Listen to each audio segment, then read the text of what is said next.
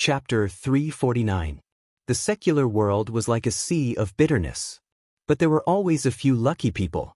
Even in the secular world where all living things were bitter, they were still the darling of fate. For Wang Yuetong, her life should not have the so-called sorrow and pressure.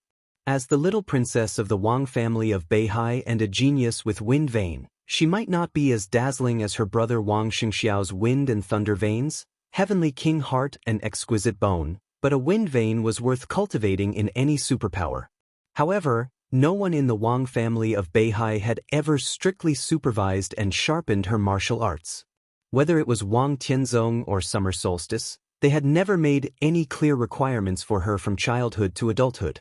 Happiness had been running through her childhood and girlhood, sweet as a dream. This was a life where she didn't need to worry about anything or struggle for any fantasy. She also practiced martial arts, but she never paid attention to it. 3 years ago, she was at the peak of the ice-condensing realm, and now she still hadn't entered the fire-flaming realm. Wang Yuetong also had some contact with the operation of commercial investment capital. Her sister-in-law, who was internally determined to be the future hostess of the Wang family of Beihai since she was born, was a real genius in this regard. When some famous economists, professors, business tycoons, and financial tycoons taught that sister-in-law, she listened in a lot. The Wang family of Beihai was unrivaled in the field of biological gene technology. There were all kinds of gene potions for different purposes. Wang Yuetong also studied them and used some extremely precious raw materials to make a batch of invaluable facial masks. In addition, Wang Yuetong also learned a little bit of bel canto, ballet, piano, guitar, guzheng, painting, and calligraphy. She could be said to be a real all-rounder, knowing everything but proficient in none. From childhood to adulthood, she did whatever she wanted to do, and no one forced her to do it if she didn't want to do it. Because her life was destined not to have too many ups and downs. Her future was stable, happy, and free. It was noble and elegant, calm and luxurious, dinner and champagne, sweet and leisurely. Her life would not have ups and downs and difficult setbacks, so it was good to be casual. Because of this, the entanglement between Wang Yuetong and Li Tianlan was regarded by the whole Wang family of Beihai as Wang Yuetong's self-abandonment. Abandoning oneself to degeneration. Wang Yuetong did not deny this statement, but she had never regretted it. She always felt that a woman's life was only complete when she met a man who made her have the courage to fly into the fire like a moth. He had fallen and fallen. Even if he really became an inseparable and chaotic relationship in the future and became a karmic obstacle entangled with gratitude and grudges, there was nothing to regret. At least Wang Yuetong didn't regret it. It was rainy on July 22nd in Huding. The rain continued to fall from dawn to dusk. The rain continued to fall without any signs of stopping. Wang Yuetong silently walked out of the study and gently closed the door. In the study, Li Tianlan sat in a chair, still sleeping quietly.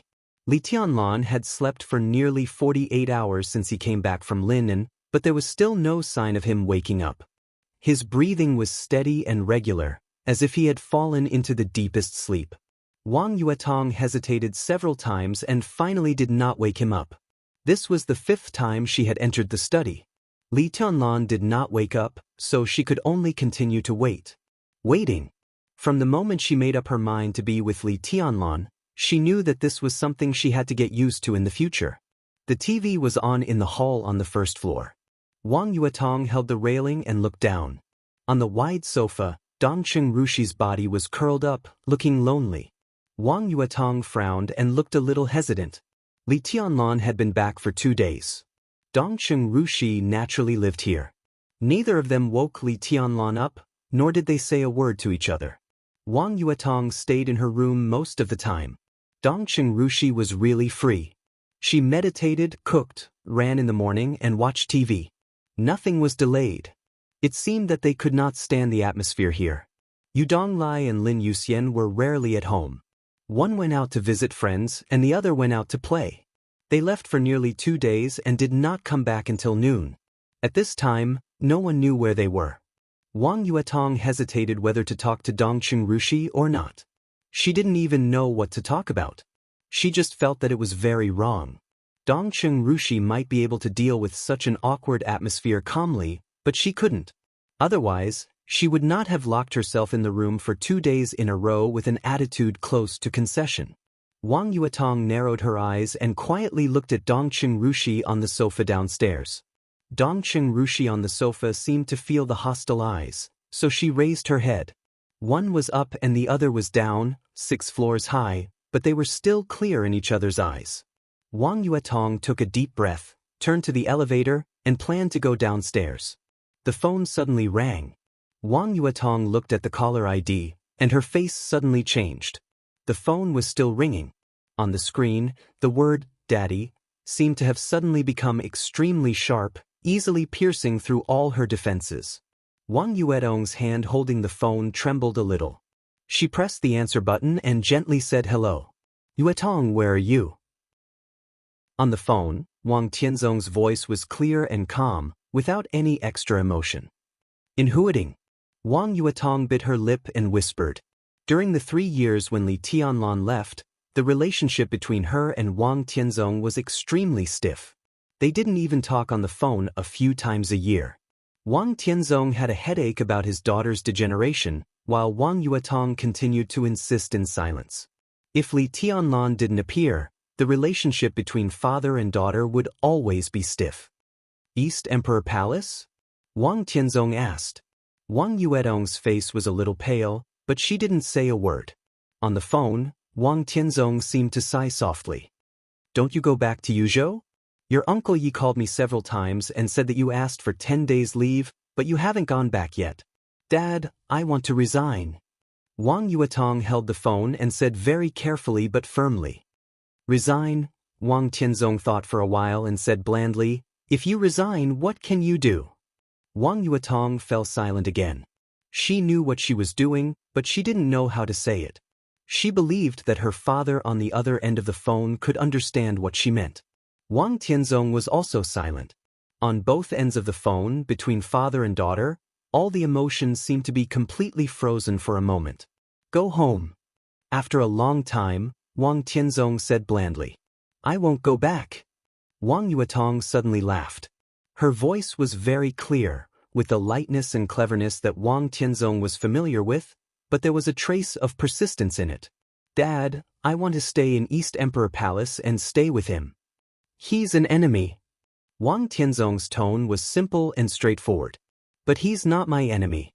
For me, he's my man." Wang Yuetong said softly, "Have you really made up your mind?" Wang Tianzong said calmly, "Do you really want to go all the way?" "This is not a decision." Wang Yuetong said softly, "I just respect my own feelings. Dad, I'm not angry with you by saying this. I can be sure that I really love him.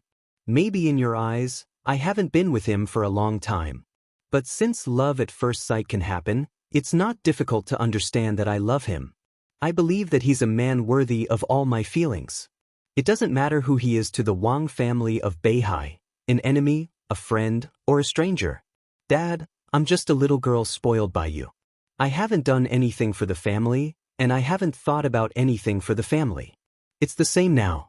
Whether he's an enemy or a friend of the family, I love him.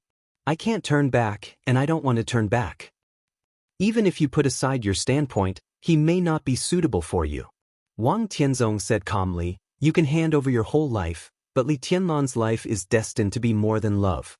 Do you remember my evaluation of Li Tianlan when I first met him?" Wang Yuetong's eyes were a little dazed. She remembered the meeting between Li Tianlan and her father in Huading. At that time, she actually didn't know her father's evaluation of Li Tianlan.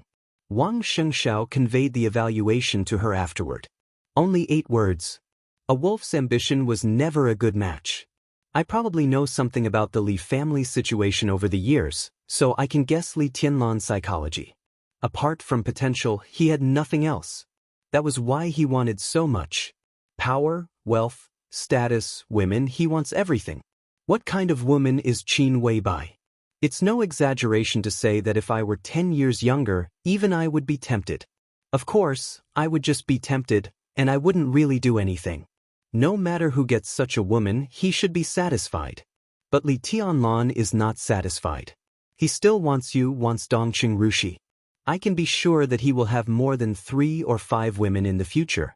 You may have a place in his heart, but you will never be the most important. You will always be just one of his many women. You love him, but does he love you? He may have real feelings for 1 or 2 women, but with Qin Weibai, you don't have a big chance. Let's make a bet. You take the phone to Li Tianlan now. As long as I hear Li Tianlan say sincerely that he loves my daughter, I will not oppose your relationship in the future. How about that? Wang Tianzong was surprisingly talkative. In recent years, Zhongzhou Sword Emperor had become more and more reticent. It could be seen that he was really worried about Wang Yuetong. Wang Yuetong bit her lip and felt a little wronged, but she did not agree to bet with her father. She held the phone tightly and forced herself to calm down. Dad, I've decided. I'm sorry. Wang Tianzong suddenly fell silent. After a long time, when Wang Yuetong was about to hang up the phone, 3 words came from the phone. Go home. Wang Tianzong said and hung up the phone directly. Wang Yuetong burst into tears in an instant. Go home. Wang Tianzong said these 3 words twice. But the meaning was completely different. Wang Yuetong wiped her tears, and her eyes became firm again. She turned into the elevator and went downstairs.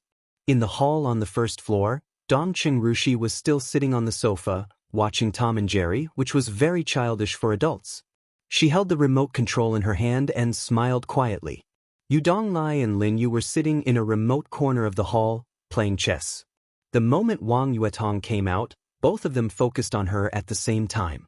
Wang Yuetong's eyes were slightly red, but she looked very calm. She didn't know until the moment Wang Tianzong hung up the phone.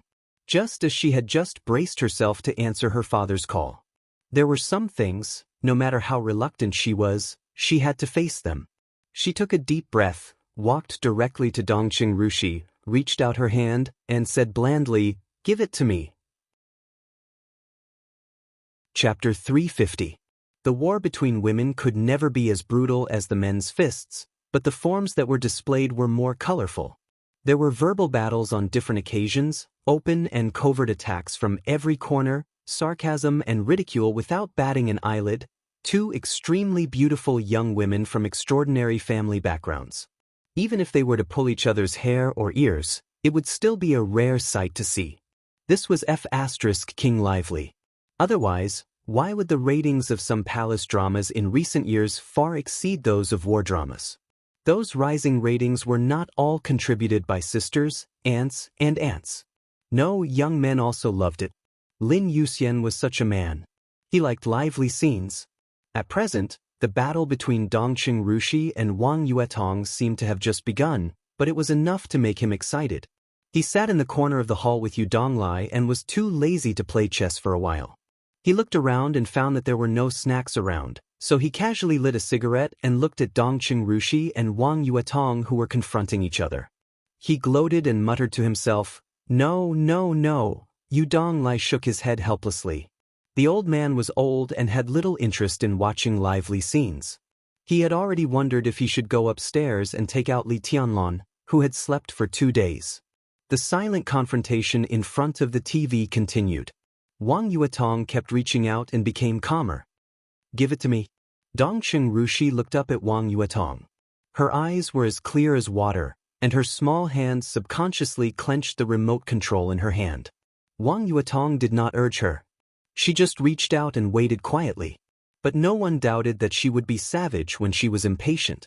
She was now just a young expert who had not yet entered the fire-flaming realm. In the face of Dongqing Rushi of the thunder-shocking realm, there was a huge gap in their combat strength. But as 2 women who had the same man, the martial arts realm was actually nothing.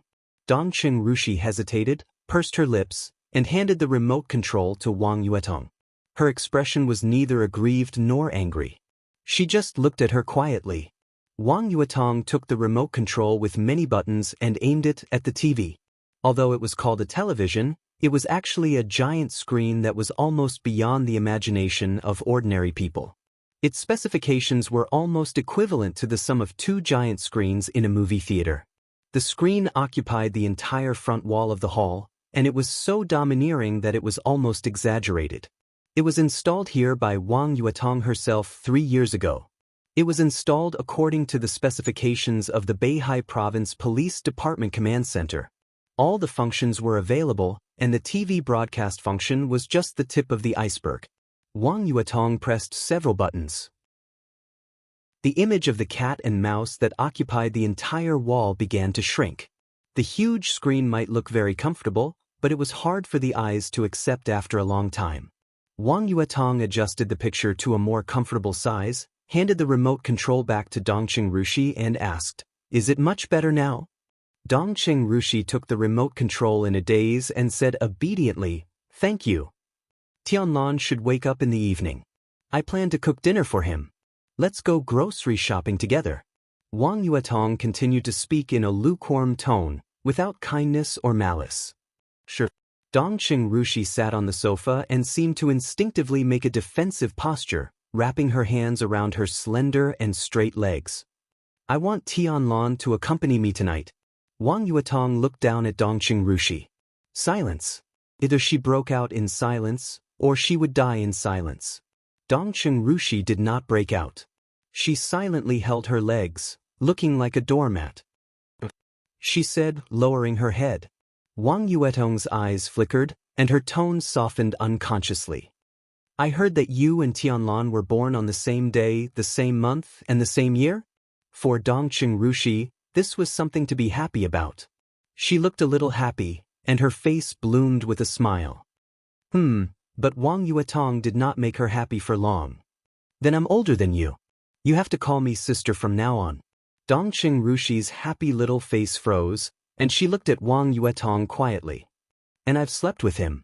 I'm the sister in every way." Wang Yuetong looked straight into Dongqing Rushi's eyes. "Sister." After a long time, Dongqing Rushi whispered, then turned her head, and her mouth seemed to pout subconsciously. Wang Yuetong nodded. "I'm going to change clothes. Let's go shopping together." She turned around and walked into the elevator. Was it over? Was it over? Lin Yuxian, who was still waiting to see a good show, was stunned. There was no quarrel, no abuse, and no fight. One was majestic and strong, and the other was pitiful and resigned. Sister and sister. Were they going to love each other? Lin Yuxian, who was watching, said that he could not accept it. It was absolutely unacceptable. Dongqing Rushi didn't look like the kind of person who would be killed in a second. "What's going on?" Lin Yuxian looked depressed and annoyed. "Good thing." Yu Donglai smiled and fiddled with the chessboard. "Boy, do you still want to play? You're going to lose this game. It's really a good thing." Lin Yuxian nodded. "But I still have to ask." He hesitated, ignoring Yu Donglai's stare, and walked over with a low smile. Dongqing Rushi was still nestled on the sofa, watching Tom and Jerry, which had shrunk down and was very comfortable. Her eyes were clear, and she seemed to forget the grievances just now. The corners of her mouth were slightly bent, as if she was smiling. Lin Yuxian came over and sat on the sofa on the other side. He looked at Dongqing Rushi and smiled bitterly. "Well." He took the initiative to speak. Dongqing Rushi turned to look at him. "I can't stand it." Lin Yuxian patted his thigh and felt bitter. She was indeed a bitch, and she was playing with fire here. "Why do you call her sister?" He meant it. Dongqing Rushi was Li Tianlan's fiancée, which was fully recognized by both families. However, Qin Weibai beat her to it. She had to call her sister. No one would feel ashamed if she lost to Qin Weibai. Now there was Wang Yuetong, and she was also a sister. How aggrieved she felt. She couldn't stand it. "You don't like her?" Dongqing Rushi looked at Lin Yuxian and asked. "It's not about whether I like her or not. This is your family affair. Although the Lin clan and the Wang family of Beihai have a deep relationship, the Lin clan's position is clear now. I'm not familiar with Yuetong. I haven't even met her before, but I've met her brother once. So if you really want to say who is partial, I will definitely support you. She should call you sister." Lin Yuxian said helplessly. "Whatever." Dongqing Rushi was indifferent, without the slightest anger. "Don't you feel aggrieved?" Lin Yuxian looked curious. "Not really. Dongqing Rushi thought for a moment and said softly, Tianlan should be happy in this way.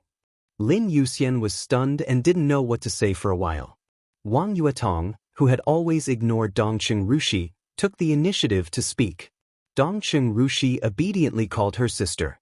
There was no doubt that the two women wanted to make their men happy. Lin Yuxian suddenly lost interest in watching the fun. He suddenly felt a little envious. He envied Li Tianlan's luck.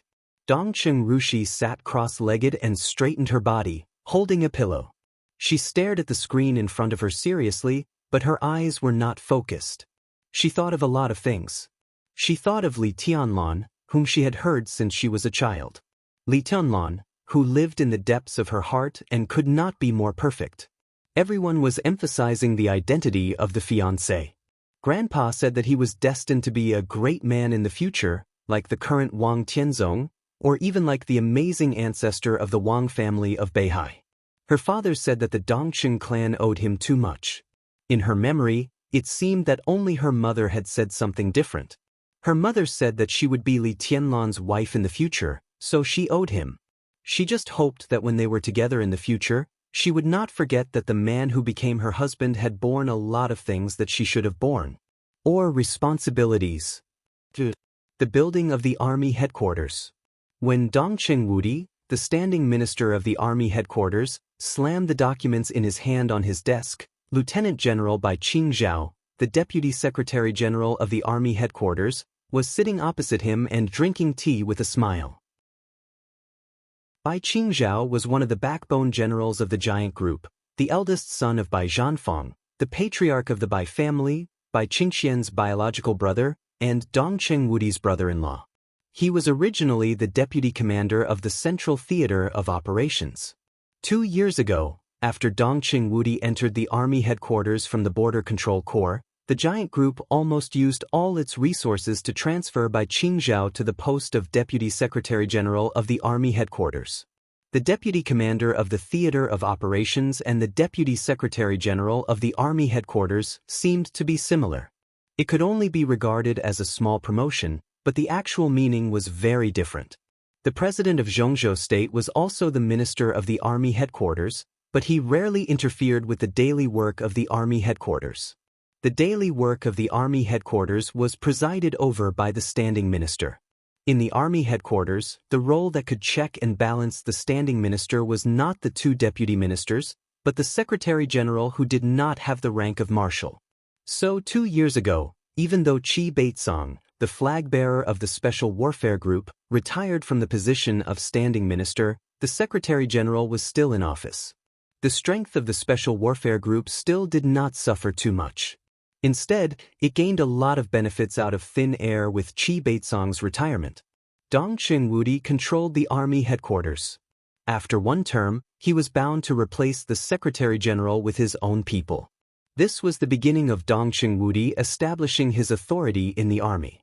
Bai Qingzhao was the only candidate for the Secretary General. It could be said that he was one of Dongqing Wudi's most trustworthy people. What's wrong? Bai Qingzhao glanced at the documents that Dongqing Wudi threw on the table, picked them up casually, and said with a smile, "See for yourself." Dongqing Wudi gritted his teeth, and with a gloomy and angry expression, he shouted, "Shameless! A bunch of bastards!" Dongqing Wudi rarely completely lost his composure. Even in front of Bai Qingzhao, who could be absolutely trusted, it was a little out of line for him to behave like this. Bai Qingzhao raised his eyebrows and calmly glanced at the documents that Dongqing Wudi threw on the table. The documents were delivered by Dongqing Wudi's secretary a few minutes ago. At first, both sides didn't take it seriously. Who knew that Dongqing Wudi just glanced at them and directly exploded? Bai Qingzhao had no idea that something big would happen in the military that made Dongqing Wudi lose his composure like this. The document was very thin. Including the cover, there were only 4 or 5 pages. Bai Qingzhao glanced at the cover and subconsciously narrowed his eyes. On the cover was a pale golden city, built between 2 snow-capped peaks, majestic and heavy. This was the emblem of Kunlun City. In other words, this was a document from Kunlun City? Bai Qingzhao seemed to think of something and directly opened the document. He glanced at it in a hurry, and his expression suddenly changed. The contents of the document was not complicated, and it could even be said to be clear at a glance. It was about the maneuver of the Sky Academy and the Deep Sea Academy at the end of the month. Kunlun City officially approved the maneuver applications of the two academies. At the same time, it verified the maneuver rules of the two academies and the sequence of the maneuver. At the end of the document were the seals of Kunlun City, the President's office, and the cabinet. This showed that both the President and the Prime Minister had approved this document. "You've gone too far." Bai Qingzhao gritted his teeth and suppressed his anger in his tone. Dong Qingwudi calmed down instead. He took the document again and glanced at it carefully. Then he threw it on the table with cold eyes. "What do you think?" Bai Qingzhao was silent for a while and asked in a deep voice. Dong Qingwudi shook his head with a sneer. "Tianlan grows up too fast. The Li family's comeback also makes some people unable to sit still. So they can't help but be ruthless and make such a maneuver rules. Kunlun City and the Wang family of Beihai really have a tacit understanding." "Is there still room for maneuver?" Bai Qingzhao asked in a low voice. As soon as he spoke, he shook his head first and smiled bitterly. If there was really room for maneuver, how could Dong Qingwudi lose his composure like this? No matter what they plan in private, at least they do it in line with the rules. Dong Qingwudi said. "The President," Bai Qingzhao hesitated. "He can't wait for Kunlun City to do this." Dong Qingwudi sneered and was a little unhappy. The academics can take advantage of this opportunity to get closer to them. What Kunlun City did was in line with the rules, but it broke them. In this situation, if I want to do something, I can only ignore the rules. The giant group is not powerful enough, so it must ask for help from the academics. This kind of thing can only be good for the academics. Besides, they didn't do it, so we don't hate them. The academics will push the boat with the current. Of course, the President will agree. Bai Qingzhao was silent. "What are you going to do?" After a long time, he asked slowly. "Do I have a choice?" Dong Qingwudi said calmly, "In this situation, I can only take one step at a time. Kunlun City broke the rules, so I can only be lawless for once. Otherwise, what can I do?" He glanced at Bai Qingzhao and smiled bitterly. If he really did nothing this time, then the Bai family and the Dongxing clan might really break up completely. Fortunately, we're not completely unprepared. Wan Tian has gone to the Eastern Theater of Operations. Isn't this what we're guarding against Kunlun City? Dong Qingwudi said softly. In this case, the Border Control Corps really can't be saved. Bai Qingzhao frowned. There's always a deal. Dong Qingwudi took a deep breath and gritted his teeth. Then he calmly picked up his mobile phone and dialed a number. The phone was quickly connected, and a low voice sounded on the other end of the line. "Zun, this is Dong Qingwudi. How's the scenery in Tiannan?" Dong Qingwudi laughed. He didn't call Wang Lin, the current commander of the Eastern Theater of Operations, but Ning Ziyuan, the former commander. The Dongqing clan had prepared for all of this long before the Yuzhou conference began.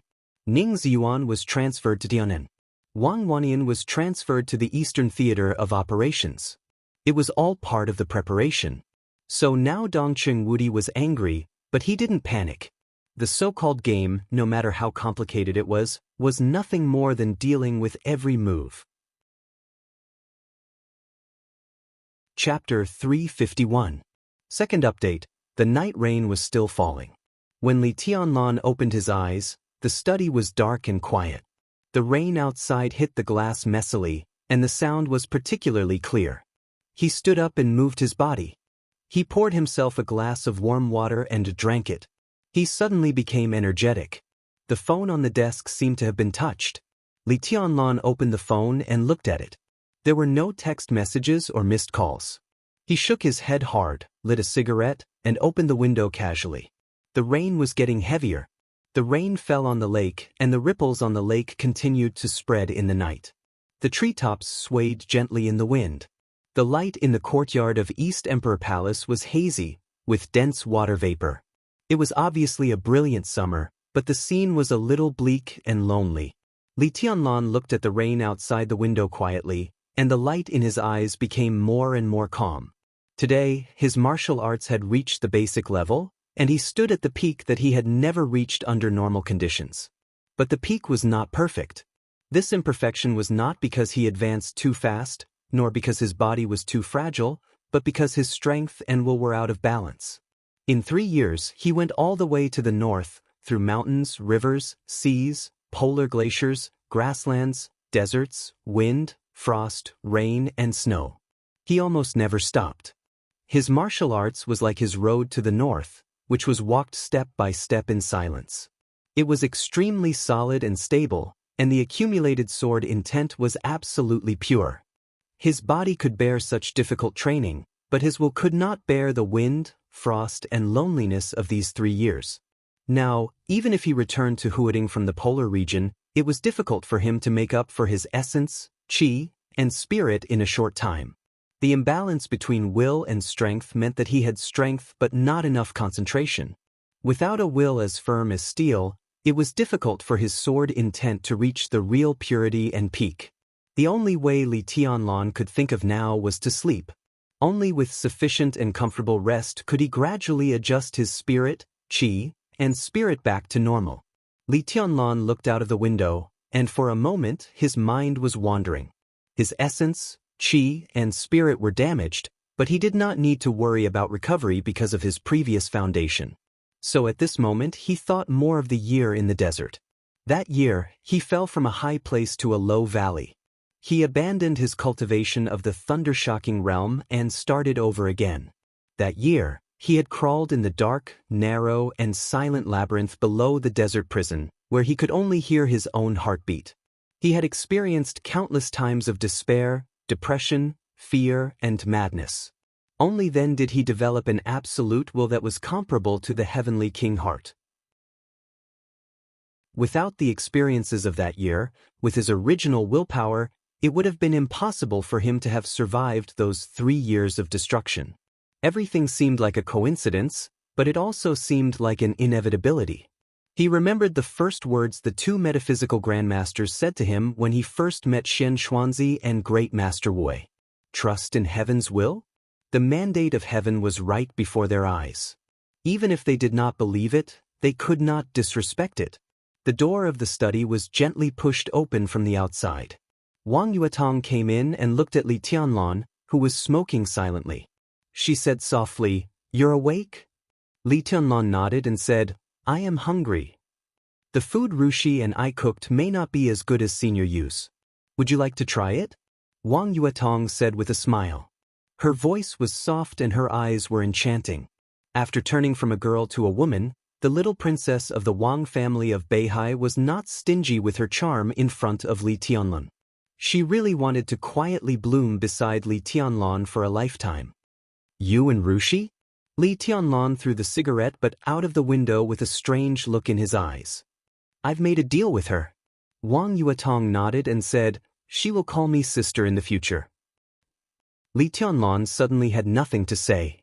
Even if he was an immortal, he could not figure out why Dongqing Rushi called Wang Yuetong sister in a short time. Of course, I'm destined not to be compared with Sister Little Bai. Even if Dongqing Rushi calls me sister, she won't like me in her heart, and I won't like her either. But we will inevitably meet in the future. We will be by your side in the future. We can't pretend not to know each other for the rest of our lives. That would be too embarrassing. Wang Yuetong came over and hugged Li Tianlan, leaning in his arms and whispering. "In the future?" Li Tianlan said subconsciously and gently stroked her short hair with his palm. "Yes, in the future." Wang Yuetong nodded and said in a firm tone, "Tianlan, I'll resign. I'll stay by your side from now on." Li Tianlan paused for a while and then said, "Okay." Wang Yuetong laughed in his arms. She rubbed against Li Tianlan and whispered, "When you were sleeping, my dad called me. He wanted me to go home." "What did you say?" Li Tianlan was silent for a while and then asked slowly. "I said I won't go back." Wang Yuetong was in a daze. Thinking about the phone call, she said in a complicated tone, "So my dad asked me to go home." Li Tianlan held Wang Yuetong tightly and did not speak. "Go home. Go home." It seemed to have similar meanings, but the meaning was completely different. The former meant that she would not come back after going home. The latter meant that she would not go back again after going home. At least she would not go back before there was a clear result between Li Tianlan and the Wang family of Beihai. Li Tianlan lowered his head and kissed Wang Yuetong's hair gently. The former little princess trembled slightly in his arms. "Do you regret it?" Li Tianlan whispered. "As long as you don't abandon me in the future, I won't regret it." Wang Yuetong's voice was very soft, almost like a whisper. After all, she was a woman who was so extravagant that she would rather gamble with her life. She would be perturbed, uneasy, confused, and at a loss for such a gamble. As for whether she would regret it or not, it all depended on the man she chose in the end. This responsibility was so heavy that it was clearer than that of the Li family, which was close at hand but far at the same time. "Don't worry." Li Tianlan paused and then said, "Thank you." Wang Yuetong smiled, raised her head, and reached out to touch Li Tianlan's face. She whispered, "When I come back, I will not be the little princess of the Wang family of Beihai, but your woman." Li Tianlan patted her on the back and whispered, "When are you leaving?" "After dinner." Wang Yuetong whispered, "Take me to the airport." Li Tianlan nodded and said, "Okay. I want you to carry me downstairs." Wang Yuetong stepped back from Li Tianlan and opened her arms. Li Tianlan smiled, picked her up and went downstairs. Everyone downstairs was there. Lin Yuxian and Yu Donglai sat at the dinner table. Dongcheng Rushi was serving rice. The meal was very sumptuous. But because of the relationship between Dongcheng Rushi and Wang Yuetong, the dinner was neither salty nor plain. Li Tianlan had a good appetite. For him, as long as the two women did not fight on the spot, there would be a relatively harmonious day in the future. After dinner, Li Tianlan drove Wang Yuetong to the airport. Wang Yuetong booked a ticket on the way and changed her boarding pass at the airport. Li Tianlan watched Wang Yuetong pass the security check. Wang Yuetong did not say much from beginning to end. She just hugged Li Tianlan hard before leaving and whispered, "Wait for me to come back." Her figure passed the security check and gradually disappeared at the end of the passage. Li Tianlan pulled his collar and turned to leave the airport. When the black Audi left along the road, a group of dignified and calm Mercedes-Benz cars slowly entered the airport and passed by Li Tianlan. The night rain was getting heavier and heavier, and the thunder was looming high in the sky. In the airport near midnight, two middle-aged men walked out of the airport steadily with a beautiful girl. 6 Mercedes-Benz cars were parked on the road outside the airport. Nearly 20 burly men in uniform black suits stood silently in the rain at night. The moment the 2 men and a woman walked out of the airport in silence, everyone bowed at the same time. "Welcome, Your Highness." The 2 middle-aged men got on the Mercedes-Benz at the front. The beautiful girl got on the other car. The motorcade slowly left the airport. In the Mercedes-Benz at the front, Gu Xingyun, who had arrived in Huading 1 day earlier, looked pale and weak. He lowered the window, lit a cigarette, and coughed softly. Gu Qianxuan, who had been with him all the time, received a text message. He took out his mobile phone and looked at it. The corner of his mouth twitched slightly and he said calmly, "The cabinet and the office of the president have agreed on the rules of the maneuver of the 2 academies." As expected, Gu Xingyun smiled. This is all within the scope of the rules. Rules and rules are often different things, but sometimes they are the same thing. In the special warfare system, no matter what, Kunlun City has the final say. This is both a rule and a rule. What about the giant group? Gu Qianxuan frowned and glanced at Gu Xingyun. Now he had confirmed Gu Xingyun's injury. Even Gu Xingyun was almost completely disabled by the blow of the murderous weapon, and his combat capability was greatly reduced. It was impossible for him to recover without a few years. Even if he had time, it would depend on his own luck. If the maneuver of the 2 academies had not been too important and related to the face of Kunlun City, Gu Xingyun would not have come in person. Now the power of Kunlun City was really in the hands of Gu Qianxuan, and the relationship between him and Gu Xingyun seemed to have eased a lot. The maneuver of the 2 academies is a big event. No one can destroy it. Otherwise, It is really breaking and trampling on the rules. What else can Dongqing Wudi do unless he wants to commit political suicide? Gu Xingyun coughed and said in a flat tone.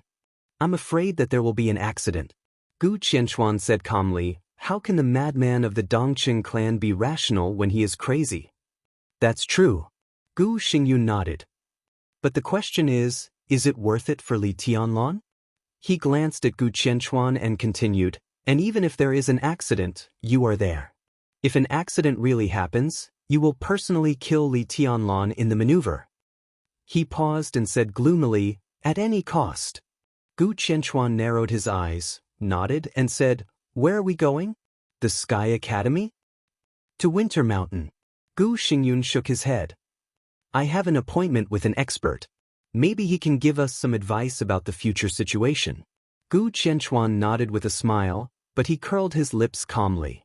What kind of so-called expert are you thinking? Bullshit. Isn't it your cheap father-in-law, Xianxuanzi? Chapter 352. When it was almost dawn, it finally turned into heavy rain after a whole day. The rolling thunder roared wantonly in the sky. It was windy and hooting.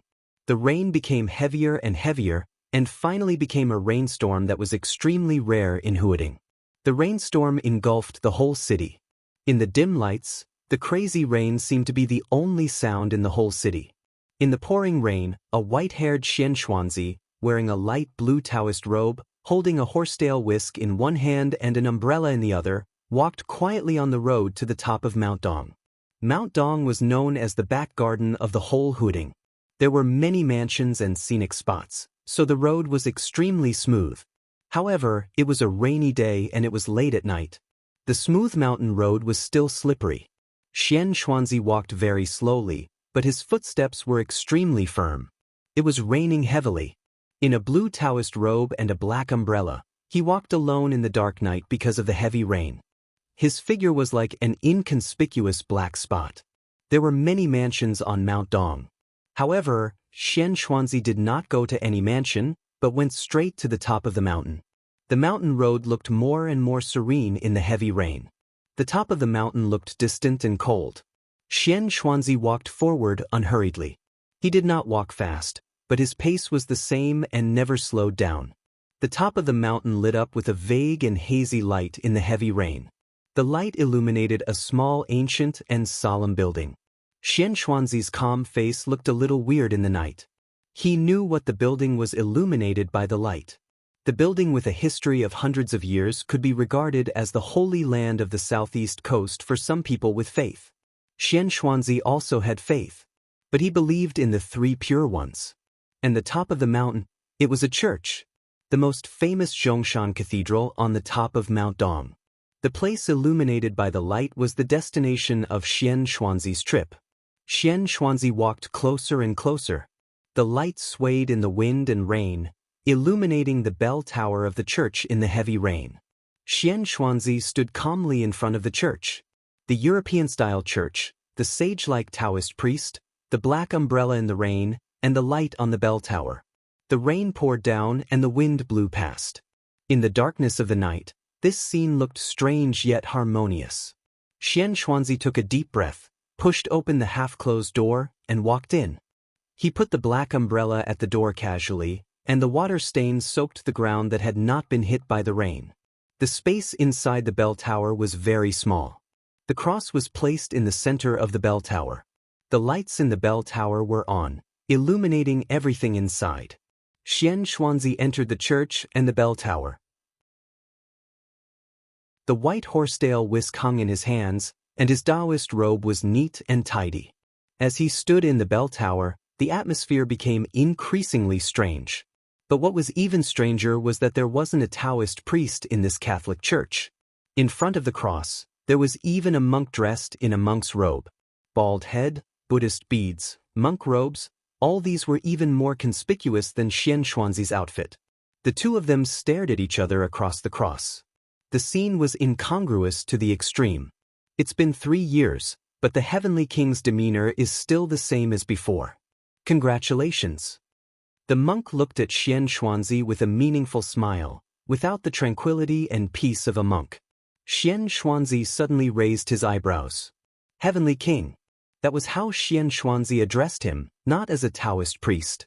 In terms of seniority, he was of the same generation as Xianxuanzi's master. In this situation, although Buddhism and Taoism were different, Xianxuanzi deserved to be called martial uncle. But Xianxuanzi called him Heavenly King.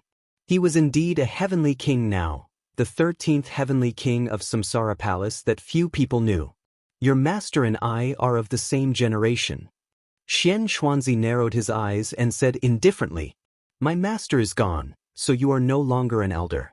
Is it wrong for me to call you Heavenly King? The monk's eyes were sharp, with clear aggression. Yes. Xianxuanzi was silent for a while before he said calmly, Are you Ruzhen or Rui? He knew that great Master Wei had 2 disciples, and he had even seen them more than once, but he had never seriously remembered their Buddhist names before. I'm Ruzhen. The monk put his palms together and saluted. Are you here tonight for revenge? Xianxuanzi's eyes were a little strange, with self-mockery. 3 years ago, I stabbed the horsetail whisk into Wui's heart with my own hands. Are you here for this cause and effect? Heavenly King, you misunderstood me. Ruzhen insisted on calling Xianxuanzi with a smile, impeccable. Xianxuanzi smiled and looked at the rain through the window of the bell tower. The winter mountain under the rain was full of vitality. He narrowed his eyes and said softly, How do you know my contact information? I can contact the military counselor. Ruzhen said lightly, You are now the Heavenly King of Samsara.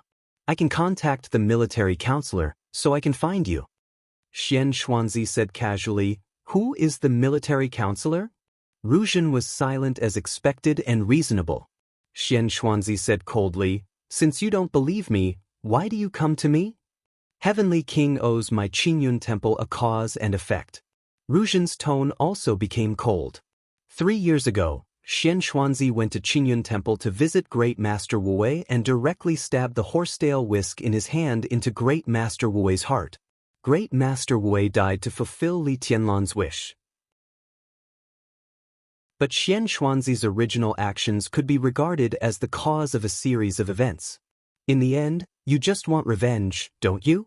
Xianxuanzi laughed sarcastically. If you want revenge, you can't live until now. Ruzhen said unceremoniously, I'm looking for you today just to ask you to return a cause and effect to Qingyun Temple. Just say it. Xianxuanzi said expressionlessly. Ruzhen hesitated and said calmly, Heavenly King, please extend a person's life. Xianxuanzi asked. Qin Weibai. My little junior sister, your current boss. Ruzhen told the truth. She will die? Xianxuanzi suddenly raised his voice. The reason why he joined the Samsara Palace was that Qin Weibai promised him that she would return his daughter's freedom when Kunlun City was destroyed. But now Qin Weibai was going to die? Xianxuanzi suddenly felt a little angry. He didn't know what he was angry about. If you are willing to help, she won't die. Ruzhen said calmly. Xianxuanzi was so angry that he laughed. He snorted heavily and said in a gloomy tone, I can't even see her destiny. Extend her life? Will you teach me? Ruzhen was silent.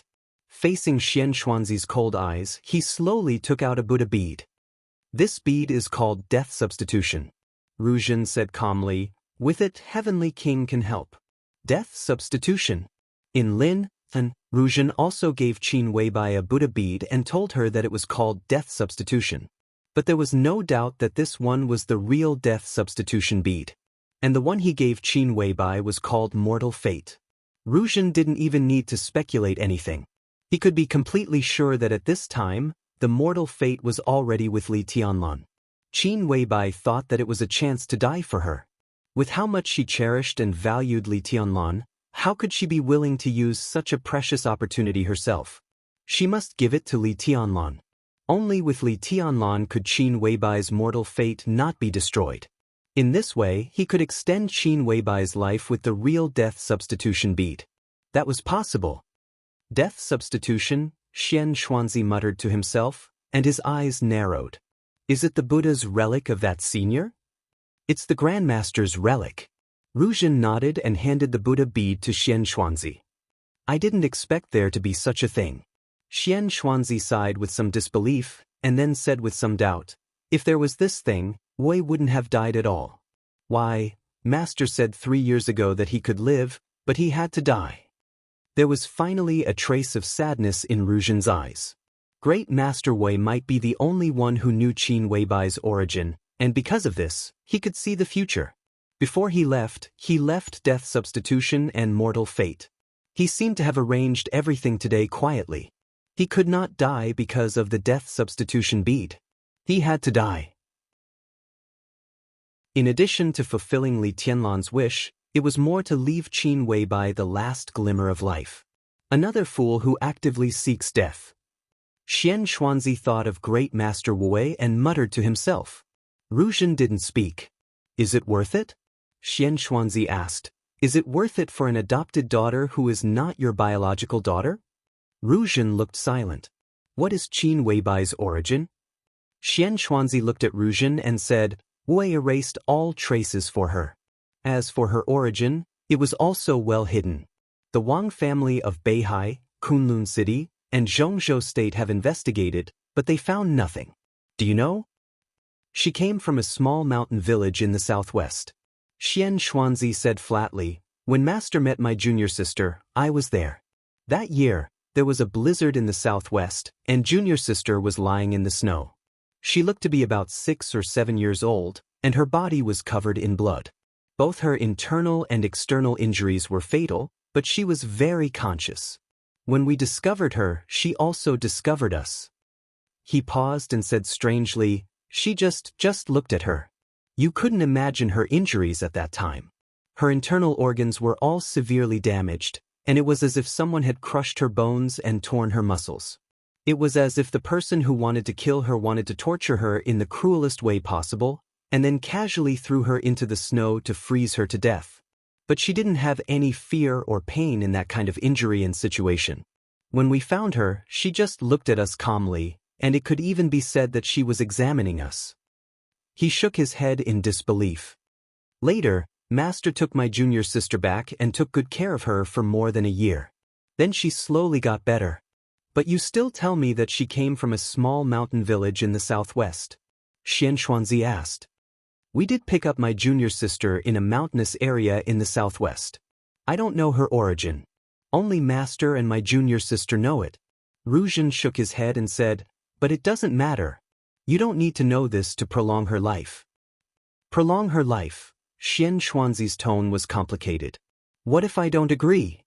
Ruzhen didn't answer this question but said calmly, this place is very important in the intelligence of Samsara Palace. It is said that several private priests are secret pawns of Kunlun City. It's a good place.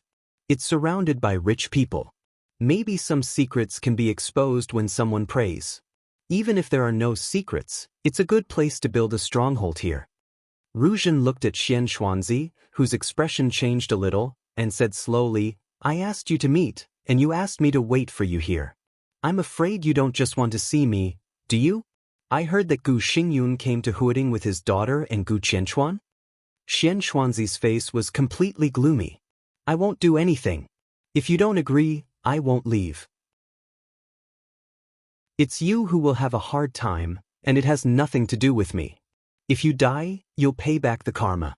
Ruzhen's smile was a little cold. But the problem is, as the only metaphysics grandmaster left in Zhongzhou State, are you willing to die? Xianxuanzi's lips trembled fiercely. Of course, he was unwilling to die. Not for the so-called status and reputation, but for his daughter and granddaughter. Even if I'm willing to take action, it's too late today. There's not enough time. Xianxuanzi took a deep breath and clenched the death scapegoat bead in his hand. Enough time. Ruzhen said calmly, just right. Not enough time. Xianxuanzi was a little irritable. The death scapegoat bead also needs someone to die for it. Where is the person? To die for Qin Weibai, it must be someone who has something to do with her. If the person is not here, then other arrangements are needed. There's not enough time. There's no need for other arrangements. Ruzhen said softly. All of Xianxuanzi's words suddenly stopped. He looked straight at Ruzhen. Ruzhen laughed. She's my little junior sister. I have something to do with her, right? Lin and Qin Weibai asked him about his future plans. He said that everything was up to fate. Tonight, in the bell tower of this church, this was his fate. Xianxia then understood why Ruzhen, who had been out of this world, was so unworldly tonight. Ruzhen slowly sat on the ground. I have nothing to worry about. He said, come on. I want to serve my master as soon as possible. The storm outside the bell tower did not stop at all. A fire lit up in the bell tower. The fire flickered and flickered, flickering. Time passed slowly. The mountain road in the heavy rain in winter mountain lit up. A row of Mercedes cars passed through the heavy rain at night and slowly stopped in front of the church. Gu Xingyun got out of the car alone, looked up at the light of the bell tower, and turned to look at the girl who got out of another car. You go up with me.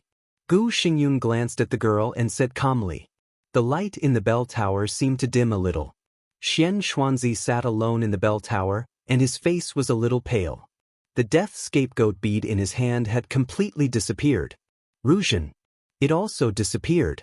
Only some dust was floating in the air, and finally fell to the ground.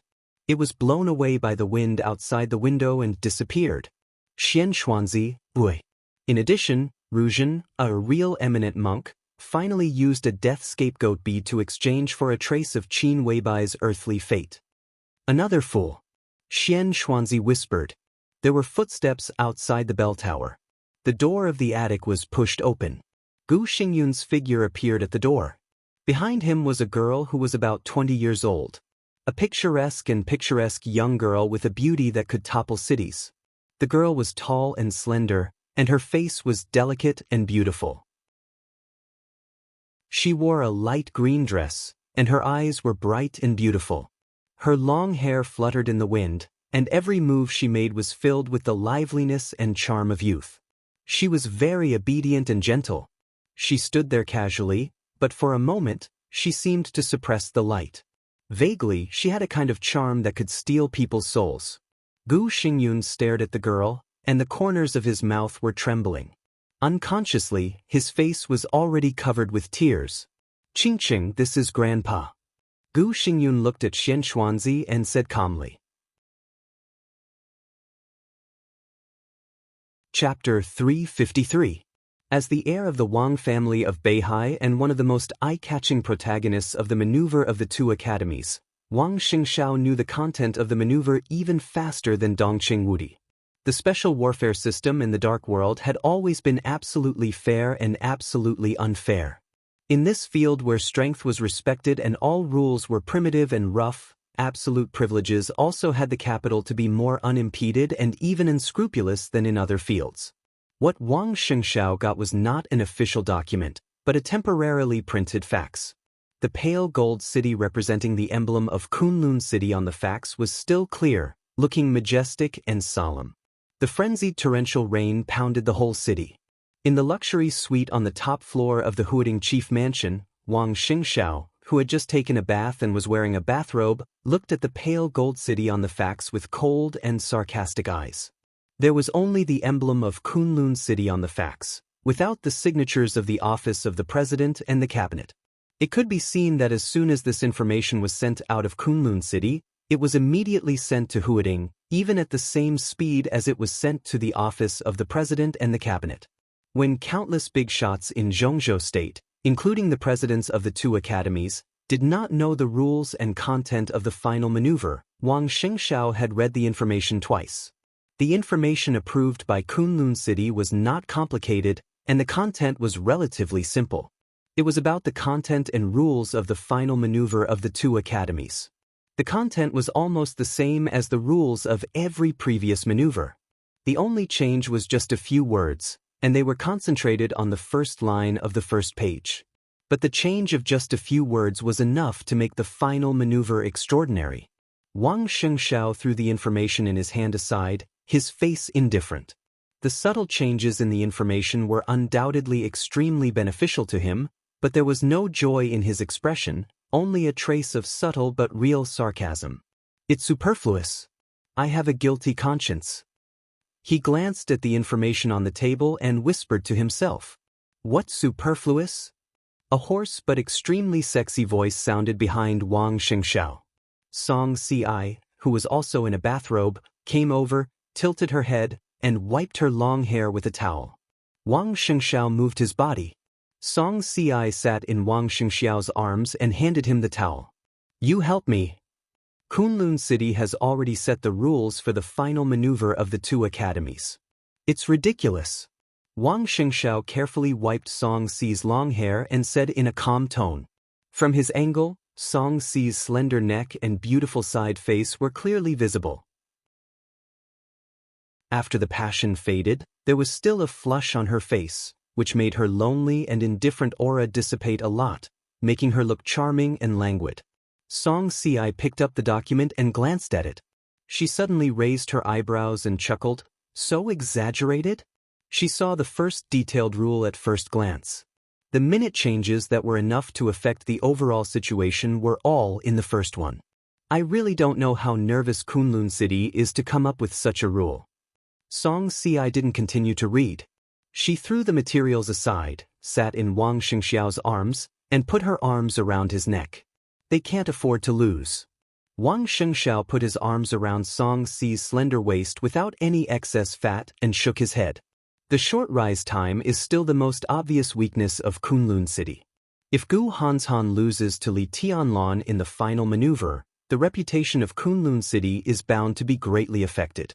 The key is that Li Tianlan's identity is too sensitive. He's the heir of the Li family. If Gu Hanshan loses, it's tantamount to telling everyone that even if the Gu family overthrew the Li family and became the war god clan of Zhongzhou state, they will never catch up with the Li family. But what Kunlun City is doing now may not be very glorious, and they even dragged you into it. Why did Uncle Wang agree? Song Ci was a little confused. She looked at Wang Xianxiao, whose face was a little ugly, and twisted her body subtly in his arms. Feeling the change of his face, Song Ci laughed. It was not coquettish, but with a kind of indescribable wildness. Behave yourself. Wang Xianxiao slapped Song Ci's plump buttocks, shook his head, and said, I think my father should be tired of continuing to entangle with the Li family. Kunlun City wants to drag me into this, but they are the masterminds after all. This time, the impact on the Wang family of Beihai is not big, and the impact mainly depends on the result. If we lose, Kunlun City's action this time is because they have a guilty conscience. But if we win and guide them well, this time, the cooperation between Kunlun City and the Wang family of Beihai will be like a lion fighting a rabbit, and the impact may not be so bad. Song Ci casually played with a strand of her black hair, thinking without saying a word. When thinking about problems, Song Ci was like an unsheathed sword, shining brightly. Even in front of Wang Xianxiao, her elegance was still not reduced. I can get this information, so Gu Hanshan must have gotten it earlier than me. Wang Xianxiao put his arms around Song Ci and said calmly, he should be here soon. So soon? Song Ci was a little surprised. Kunlun City is so nervous, so Gu Hanshan must be more nervous. What's the rainstorm outside the window? If we can nail Li Tianlan this time, even if it's a knife outside, he will come here as soon as possible. Wang Xianxiao said in a sarcastic tone. Song Ci looked at Wang Xianxiao. She sensed his emotions. You don't like this rule? Song Ci asked. I just don't think it's necessary. Wang Xianxiao shook his head. It's superfluous. Gu Hanshan doesn't deserve to join hands with me. This sentence, Wang Xianxiao said straightforwardly. His face was calm, but his eyebrows were full of loftiness. Song Ci looked at Wang Xianxiao quietly, her eyes soft and a little surprised. Before Li Tianlan appeared, Gu Hanshan was the only one of the younger generation who could be compared with Wang Xianxiao. The wind and thunder veins and the heavenly king heart had their own advantages and disadvantages. Song Ci never thought that Wang Xianxiao would look down on Gu Hanshan so much. What do you think of Gu Hanshan? Song Ci asked softly. The Gu family's heritage is actually not shallow, but its foundation is not deep. Its inheritance is top-notch, but slightly mediocre. Gu Hanshan is too obsessed and narrow-minded. He has the heavenly king heart, but it's difficult for him to exert his potential. He's far inferior to me. Wang Xianxia said without thinking. What about Li Tianlan? Song Ci asked softly. Wang Xianxia looked hesitant. Amazing talent. In any era, Li Tianlan can be said to be the kind of person with unparalleled talent. There are too many fetters ahead of him. It's not easy to rebuild the Li family. He wants too much. Although the Li family is making a comeback, Li Tianlan's road has not really begun. Since he entered the secular world, he has been dormant for 3 years after the final battle of Heaven Capital. What does he want and his style of doing? Now he has no chance to show it at all, and I don't know. If he can win the final maneuver, he will have a little chance to exert his revenge. Wang Xianxia said slowly, speaking of Li Tianlan himself, he is a very pure person, and his boldness in martial arts is beyond the reach of ordinary people. If I were him, I would be inferior to him, and he would be inferior to me. Song Ci looked at Wang Xianxia with a smile in her eyes and eyebrows. She liked this kind of Wang Xianxia, who commented on his future enemies in a straightforward and confident manner. He never overestimated others or despised his opponents. When he talked about others, he was always measuring himself. That was a kind of boldness and broad-mindedness that could look at the whole world. He might not be as pure as Li Tianlan, but this kind of Wang Xianxia was what the Wang family of Beihai needed most. Otherwise, he would not have said that if their roles were reversed, he would be inferior to Li Tianlan, and Li Tianlan would be inferior to him. The doorbell rang. Look, it's coming, Wang Xianxia said with a chuckle. Song Ci stood up in Wang Xianxiao's arms and stretched lazily. I'm going back to my room to sleep. Wang Xianxia also stood up and nodded casually. Song Ci returned to the room in a bathrobe. Wang Xianxia, who was also in a bathrobe, opened the door. Gu Hanshan, the young master of Kunlun City, stood outside with a light smile. Compared to my disturbance tonight, I think the news we just received is the most important. Of course. Wang Xianxia laughed. Facing Gu Hanshan, he was no longer as unhappy as when he had just received the news. This is a good thing, he said with an extremely sincere expression. Gu Hanshan also held a piece of information that was exactly the same as Wang Xianxiao's. When he heard Wang Xianxiao's statement, he seemed to be slightly relieved. He walked into the suite, sat on the luxurious sofa in the living room, and went straight to the point. So, let's join hands? I totally agree. Wang Xianxia smiled, but he sighed softly in his heart. In fact, putting aside the past of the Wang family of Beihai and the Li family, he did not have a bad impression of Li Tianlan. If it were Li Tianlan sitting here tonight, he might be happier.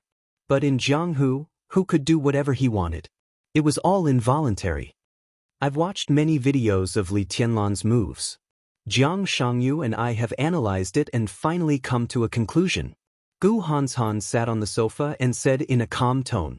Wang Xianxia listened attentively. The swordsmanship of the Li family is broad and profound, and the 24 moves of sword are all-encompassing.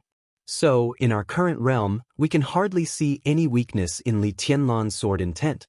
Gu Hanshan said slowly, Li Tianlan's weakness is his body. After the Battle of Heaven Capital, he started from scratch. In 3 years he has today's combat capability. Not to mention whether his realm is stable or not, at least his body can't bear his progress. So, if I'm right, Li Tianlan's wind and thunder veins should not exist. His current sword intent is extremely fierce and pure, but it's too hard and easy to break. His attack is powerful, but his defense must be extremely weak, even beyond imagination. This is Li Tianlan's weakness, the most fatal weakness. Wang Xianxia nodded thoughtfully, but he did not speak. Gu Hanshan waited for a long time and finally couldn't help but ask, What do you think? I agree with your speculation. Wang Xianxia said calmly, In terms of sword intent, I'm not as good as him, but in terms of physical strength, he's not as good as me. He pointed to the information brought by Gu Hanshan and said with a chuckle, So in this final maneuver, he won't have any chance. Gu Hanshan also laughed, carefree and wantonly.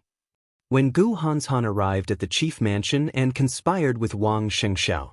In the East Emperor Palace, Li Tianlan, who was about to rest with Dongqing Rushi, also received a call from Zhuang Huayang, the dean of the Sky Academy. Tianlan, are you asleep? On the phone, Zhuang Huayang's voice was a little drowsy, as if he had just woken up from a dream. I'm about to sleep. Li Tianlan smiled, but his hands slid down Dongqing Rushi's neckline and held her soft and plump breasts, which were like mutton fat warm jade. Dongqing Rushi's little face was red. She leaned against Li Tianlan and pressed her head against his chest, her body trembling slightly. I received a message here, but the specific documents haven't been sent yet. I think it's necessary to tell you. Zhuang Huayang smiled and said in a serious tone. Li Tianlan had almost never heard Zhuang Huayang speak in this tone. He frowned, reached out his hand from Dongqing Rushi's collar, and said calmly, Principal, go ahead. Zhuang Huayang did not speak for a while. Dongqing Rushi, who was leaning on him, was still pressing her head against Li Tianlan. From the moment Li Tianlan put his claws in, she had been pushing against it. Now that he pulled his claws out, the daughter of the Dongqing clan was still pushing against it, even harder and harder. Li Tianlan didn't know whether to laugh or cry. He got out of bed. Dongqing Rushi, whose hair was a little messy, raised her head and stared at Li Tianlan with hazy eyes. It's like this. Zhuang Huayang finally said, the rules of the final maneuver have been determined, as well as the sequence of the maneuver. Li Tianlan seemed to realize something and narrowed his eyes. What is the content of the first drill? He took the initiative to ask. This time, Zhuang Huayang was silent for a long time before he slowly said, it's a tactical drill, teamwork, and reconnaissance. His voice was very soft, but the meaning behind it was extremely rich. Li Tianlan finally sneered. Kunlun City is really bold. Tactical drills, reconnaissance, and camouflage were all very normal drill subjects. The first item, which was also the initial content of the maneuver of the two academies, focused on teamwork. The focus of teamwork was on teamwork. Teamwork was the finale of the final maneuver of the two academies in any session. It was extremely important. It was a collision of teams. Li Tianlan had almost no team now. When Li Beidian and the others were seriously injured, he only had Dongqing Rushi and Du Hanin by his side. What he was going to face was the phantom world of Wang Xingxiao and Song Xiai. It was the 3000 world of Gu Hanshan and Jiang Shangyu. There were also many teams attached to the phantom world and the 3000 world. Simply speaking, on the first day of the maneuver, Li Tianlan would face the cooperation of several super teams. I got it. Li Tianlan took a deep breath and said blandly. Zhuang Huayang wanted to say something but stopped on second thought. Finally, he silently hung up the phone. He knew very well what the main purpose of the office of the president agreeing to this plan was. Li Tianlan was an ally of the academics. After all, not all allies were completely close.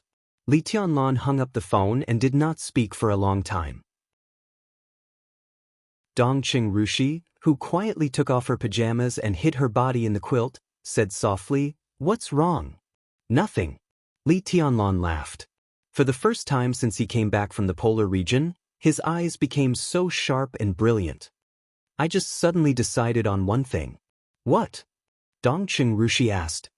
"You can join the East Emperor Palace. But on the day of the final maneuver, I hope you and Du Hanin can abstain." Li Tianlan said slowly, word by word. His eyes changed, like a messy rainstorm, like a blazing wildfire. Wind, frost, rain, snow, the scorching sun and stars alternated repeatedly in his eyes, and finally turned into determination. The final maneuver was his first step to the stage of Zhongzhou state. Now Li Honghe had fallen from the invincible realm. Qin Weibai and Sidu Cangyue went to snow country. Outside the maneuver, the only one he could rely on was Lin Fengting. But in the maneuver, no matter what he had to face. Chapter 354. For nearly a decade in Zhongzhou state, there had always been a saying in the military that was unpresentable but taken for granted. The Border Praetorian Corps, known as the most elite super-large comprehensive corps in Zhongzhou State, could even be said to be the private army of the Dongqing clan.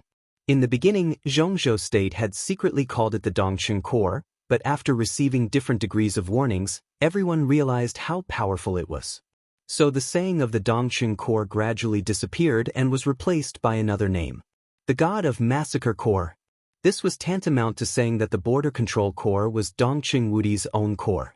But after some meaningful and clear remarks were missing, this name was finally acquiesced by all parties. It was true, at least infinitely close. The Border Control Corps was known as the small military headquarters of Zhongzhou State. After the first commander Li Guangtu committed treason, the Border Control Corps naturally began to change from the original small-scale special warfare agency to a military force, and eventually formed a behemoth with a total number of nearly 600,000 troops today. There were 5 trump-card armies in the Border Control Corps, namely Thunderbolt, Pegasus, Bloodbath, Wild Sand, and Black Dragon, which were stationed in Nanyun, 3 provinces in the east, Tibet, and Beijiang. They had great influence. In addition, there were 4 independent airborne divisions, 2 special investigation brigades, nearly 20 flying formations, 1 intelligence department, and 6 special warfare brigades. All the institutions were in order. With such strength, even in the whole dark world, it could be called a giant. This was also the capital for Dongqing Wudi to be domineering in Zhongzhou State. For the entire Border Control Corps, Dongqing Wudi, who was not in the invincible realm, was like a god, sacred and majestic. He was the spiritual symbol of the whole corps. The 4 commanders promoted by Dongqing Wudi, Wang Lin of the Bloodbath Battalion, Shi Hanbing of the Wild Sand Battalion, Xiao Dongzhan of the Pegasus Battalion, and Cheng Huaning of the Black Dragon Battalion, were the pillars of the Border Control Corps. The middle and high-level officers were the foundation of the pillar, and the elite soldiers were the cornerstone of the corps.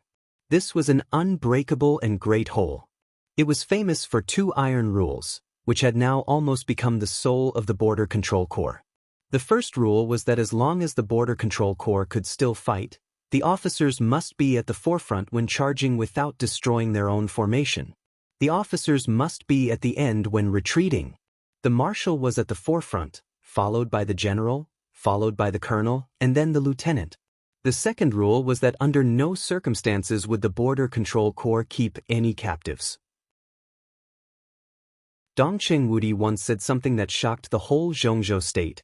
"My soldiers are fighting, not kings staying behind to look after children." That's what he said, and that's what he did. Dongqing Wudi had been in charge of the Border Control Corps for more than 20 years. There had been countless border conflicts with the superpowers in the Dark World, India, Snow Country, Annan State, and Gaoshan. No one who made an enemy out of him would survive. Every time they charged, he, dressed in the marshal's uniform, would take the lead and be the last to retreat. With such a marshal, every time the Border Control Corps fought, hundreds of thousands of troops in the Border Control Corps would follow Dongqing Wudi's sword. For more than 20 years, he had forged the fiercest and strongest military soul in the entire Zhongzhou State with the name of God of Massacre. He was invincible and invincible for Zhongzhou State. For decades, Dongqing Wudi was definitely the best commander. A soldier who could make an army of 600,000 die for him. The word, great, was enough to describe it. Because of his greatness, Dongqing Wudi had a heavier responsibility. Heavier responsibility meant more weighing and thinking. Therefore, Dongqing Wudi was under a lot of pressure, as heavy as a mountain. A few hours had passed since the call with Ning Ziyuan, and Dongqing Wudi still hadn't left the building of the army headquarters. The night in Yuzhou was quiet and solemn. He pushed open the window of the office, and the sultry wind blew in, sweeping away a lot of pungent smoke. Dongqing Wudi squinted at the night sky and remained silent. Bai Qingzhao, the Deputy Secretary General of the Army Headquarters, still stayed in the office, accompanying Dongqing Wudi in silence. "Minister, have you thought it through?" In the long silence, Bai Qingzhao suddenly asked. The office was very quiet, so his voice was hoarse, which even he found harsh. Dongqing Wudi's body seemed to shake. Bai Qingzhao was his brother-in-law. Even though he and Bai Qingqian had been in a cold war for many years, they were still close friends. Most of the time, Bai Qingzhao would not call him by his title, but by his name. Now he called him minister. It could be seen how important Dongqing Wudi's next decision was, especially for the relationship between the Bai family and the Dongqing clan. The document of Kunlun City with the seals of the office of the president and the cabinet was still on the desk. The content of the first maneuver in the document was extremely dazzling. Teamwork. Without thinking at all, Dongqing Wudi knew what Li Tianlan would face in the final maneuver. He would face Wang Shengxiao, Gu Hanshan, Jiang Shangyu, Song Ci, and others, plus their team. Most of the main forces of the East Emperor Palace were seriously injured. Even if the East Emperor Palace was in its heyday, with Li Tianlan, it would be difficult to face such a lineup. Li Tianlan seemed to be doomed. Whether he could survive the final maneuver and make a comeback, the Li family, which was still alone, could not decide. Sai City, which had lost its strength and the murderous weapon-setting sun, could not decide. Samsara Palace, which was out of reach, could not decide. Only the giant group and Dongqing Wudi had the power and strength to intervene in the final maneuver. As for the academics and the office of the president, they agreed to the document and were waiting for Dongqing Wudi's decision. Bai Qingzhao looked at Dongqing Wudi's back. His eyes were extremely complicated. At the beginning of the month, his father, Bai Zhanfang, and his sister, Bai Qingqian, went to Zhongyuan together. As one of the core members of the Bai family, Bai Qingzhao naturally knew the reason. Li Tianlan's life and death now seemed to be decided in the final maneuver, but in fact, it was in the hands of Dongqing Wudi. No one would doubt that the Dongqing clan did not have this power. As long as Dongqing Wudi was willing to pay the price, not to mention a few young people, even if Gu Xingyun recovered from his injury and joined hands with Wang Tianzong, Li Tianlan would not die. But Dongqing Wudi's willingness or unwillingness was a swing between family and country. I'm still waiting for news from Ziyuan. Dongqing Wudi said slowly. Does it make sense? Bai Qingzhao said in a low voice. Ning Ziyuan has a deep foundation in the Eastern Theater of Operations, but if he leaves that position, it will be difficult for him to control this maneuver. He will make efforts, but his strength is definitely not enough to turn the tide. You know this. Dongqing Wudi smiled bitterly. Between family and country, he muttered to himself, and his smile was full of bitterness. Anyone who broke the rules would have to pay the price. Kunlun City changed the order of the final maneuver and increased the casualty rate. But all of this was within the scope of Kunlun City's power, that was, within the scope permitted by the rules. If Dongqing Wudi wanted to intervene in the final maneuver, it was tantamount to breaking the rules, so he must pay the price. Just like Kunlun City and the Wang family of Beihai failed to attack Li Honghe and could only watch the Li family make a comeback, whether they were willing or not. Some things had to be done, and they had to bear the consequences. And the price Dongqing Wudi needed to pay could only come from the Border Control Corps. He was now the executive minister of the army headquarters of Zhongzhou State and still the commander of the Border Control Corps. This part-time job must be given away, but giving up this position did not mean that the Dongqing clan was willing to give up the dominance of the Border Control Corps. With Dongqing Wudi's foundation and prestige in the Border Control Corps, in a short time, even if all the 4 commanders of the Border Control Corps were removed, the new commander could not quickly establish his own team. By the time the new commander established his authority, Dongqing Wudi had already established his own order in the military. The Wang family of Beihai was extremely enthusiastic about the position of the Border Control Corps. If the Dongqing clan made a deal with the Wang family of Beihai, under normal circumstances, it would not be a one-off deal at all. At least for a few years, it would involve many subtle balances and compromises. That was under normal circumstances. But if Dongqing Wudi risked universal condemnation and broke the rules, the price he had to pay might be the control of the entire Border Control Corps, or at least most of it. What he gave up was more than most of the control. There were also nearly 600,000 soldiers who worshipped him like a god. If the morale of the Border Control Corps was unstable, it would become a national affair. And from the bottom of his heart, Dongqing Wudi did not want to experience the guilt and entanglement of giving up nearly 600,000 troops. Give up? How could he? But if he didn't give up, would he watch Li Tianlan be besieged in the final maneuver? If Li Tianlan died in the final maneuver, not to mention what would happen to Kunlun City and the Wang family of Beihai, the relationship between him and Bai Qingqian would come to an end. At that time, the poor woman who had made Dongqing Wudi feel guilty for many years would definitely take revenge on the Dongqing clan at all costs. The Bai family and the Dongqing clan parted ways, the giant group split, and the family was separated. This was a family affair. How could there be absolute fairness and justice between families and countries? Dongqing Wudi was lost in thought. This was a choice between family and country, and it was also the entanglement between the responsibility of a husband and the vocation of a soldier. If you had known this, why did you do it? Bai Qingzhao suddenly said. Her tone was light, without sarcasm, anger, or any emotion, as if she were saying a fact similar to 1 + 1 = 2. He really didn't mean to mock the Dongqing clan. The Dongqing clan was not the only one who tried to change. That year, when all the plans started, Dongqing Hongguang and Dongqing Wudi were present. His father, Bai Zhanfeng, was present, and so was Bai Qingzhao himself. They were all in the game. It was just that this game of chess had been played for more than 20 years. For the Li family, it was just the beginning, but for them, it had already entered the end stage. From the middle stage to the end stage, the final maneuver was the key of the key.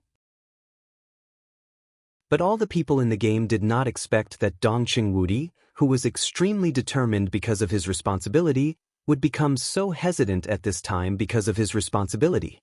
It was not wrong to choose the Li family back then. Dongqing Wudi said calmly, "We chose the Li family because it was the best choice and the only choice. It was the same more than 20 years ago, and it is still the same today more than 20 years later." Your decision? Bai Qingzhao didn't go to Dongqing Wudi to discuss right and wrong, but just asked with a poker face. Dongqing Wudi fell silent again. His expression kept changing. Under the light of the office, it was clear that he was in pain and entanglement. "No matter what decision you make, I will understand you," Bai Qingzhao said softly. Bai Qingzhao said softly. These were words from the bottom of his heart, and he could understand. But it is limited to understanding. Understanding did not mean approval. Understanding was rational analysis after putting aside one's standpoint. Acknowledging him was a rather callous choice from his own standpoint. If one did not agree, one would be an enemy. The Bai family made a choice back then. Today, they would make the same choice. There was no reason just because of that year. "What do you suggest?" Dongqing Wudi suddenly asked. "Just abandon it," Bai Qingzhao said without hesitation. "It's easy for you to say. Just abandon the 600,000 troops?" Dongqing Wudi looked displeased. "I know it's not easy," Bai Qingzhao said softly, "but are you willing to give up Li Tianlan?" Dongqing Wudi was even more displeased. If he was willing, why should he be entangled now? He put Li Tianlan on the same level as the 600,000 troops, which showed that he cared about Li Tianlan. "Since you are unwilling, then abandon it." Bai Qingzhao stood up, threw a cigarette to Dongqing Wudi, and said softly, "Don't forget our original intention. At that time, you, me, and Uncle Zhou sought change. Our ultimate goal was to get rid of the loose alliance of the giant group. It was destined to be a process of giving up and gaining. Wudi, you have your 600,000 troops, and the Bai family and the Zhou family also have their own concerns and responsibilities. But if we can pick it up, we can put it down. When the change we want appears, we'll just take back what we put down." He patted Dongqing Wudi on the shoulder. "This is your second year. You have at least 8 years.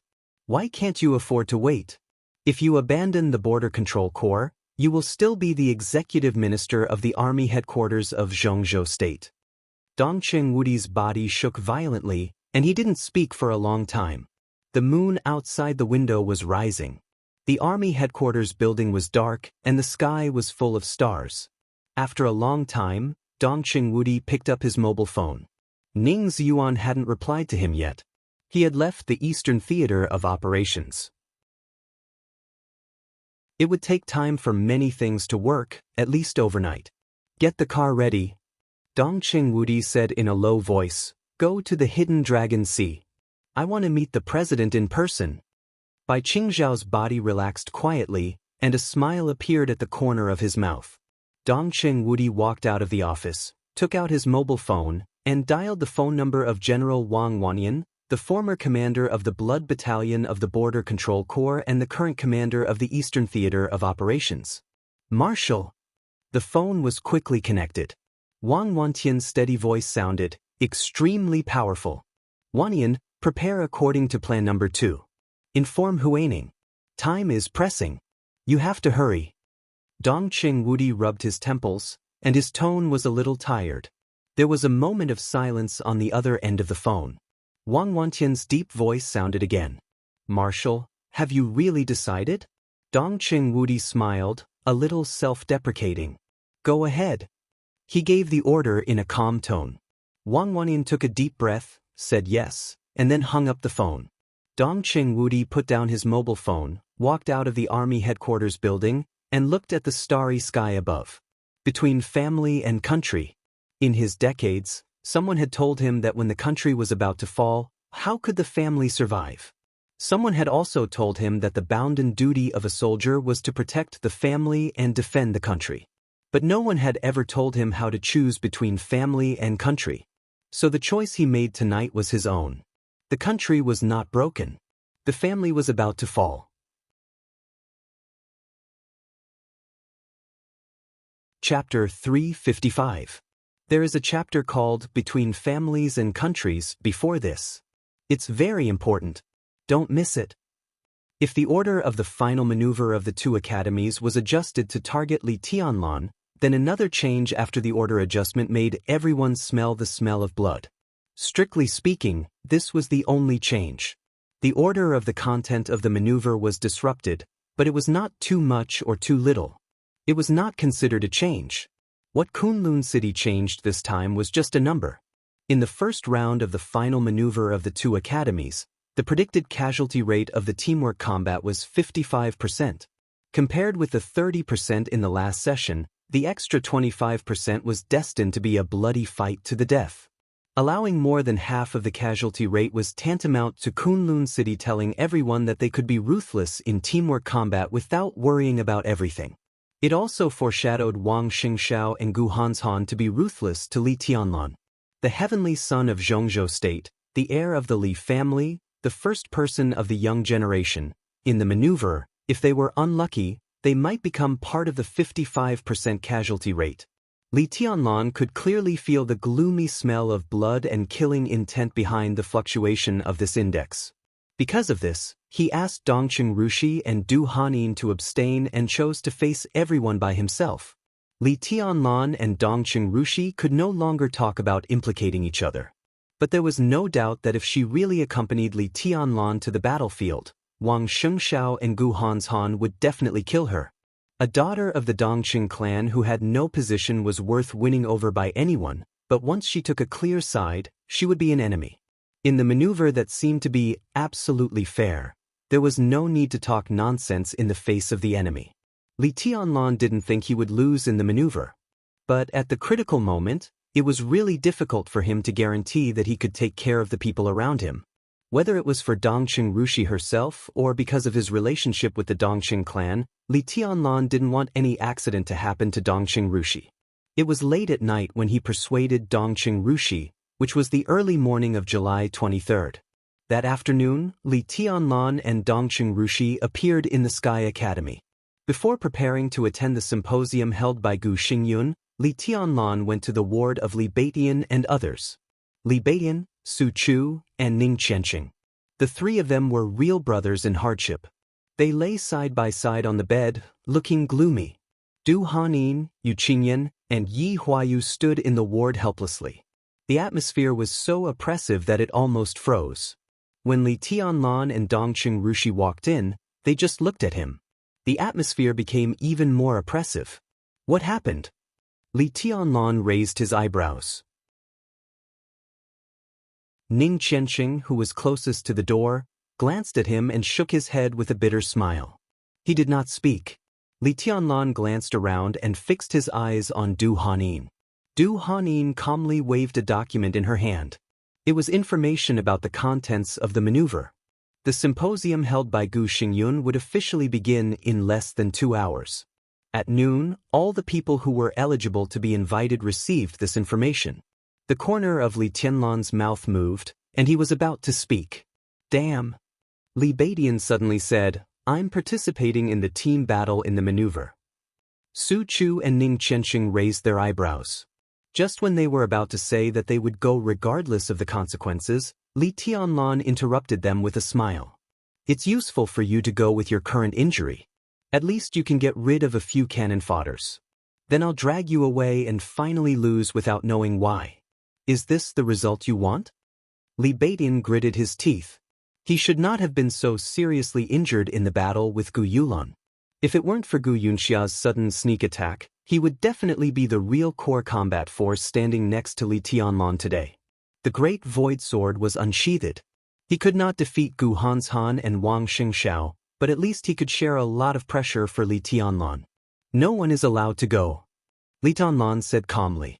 He glanced at Du Hanin and was silent for a while. Suddenly, he said, You and Rushi will abstain in the afternoon. Dongqing Rushi held Li Tianlan's hand, and there was nothing unusual on her face. Today, she was wearing a pair of black shorts, a white t-shirt, and a cute bun hairstyle. Standing beside Li Tianlan, she was quiet, like a blade of grass. Abstain! Du Hanin looked up in astonishment. Everyone's eyes were focused on Li Tianlan. Abstain! Li Tianlan nodded. Young governor, I'm not afraid of death. Du Hanin bit her lip and said in a determined tone. She joined Sai City 3 years ago in Heaven Capital and had been regarded as a member of Sai City for the past 3 years. During these 3 years, Du Hanin's realm had not made much progress and she barely entered the thundershocking realm. But her mutant wind vein was becoming mature. It didn't take time at all for her to be regarded as a capable assassin in Sai City. She had the wind vein, a mutant one at that. In the whole Sai City and even the whole Dark World, Tribulation, who was known as the King of Shadow and had dual wind veins, could be said to be her best teacher. Under the protection of Sai City, she blended herself perfectly into the shadow. In the darkness, she got her long-lost dignity. What about before?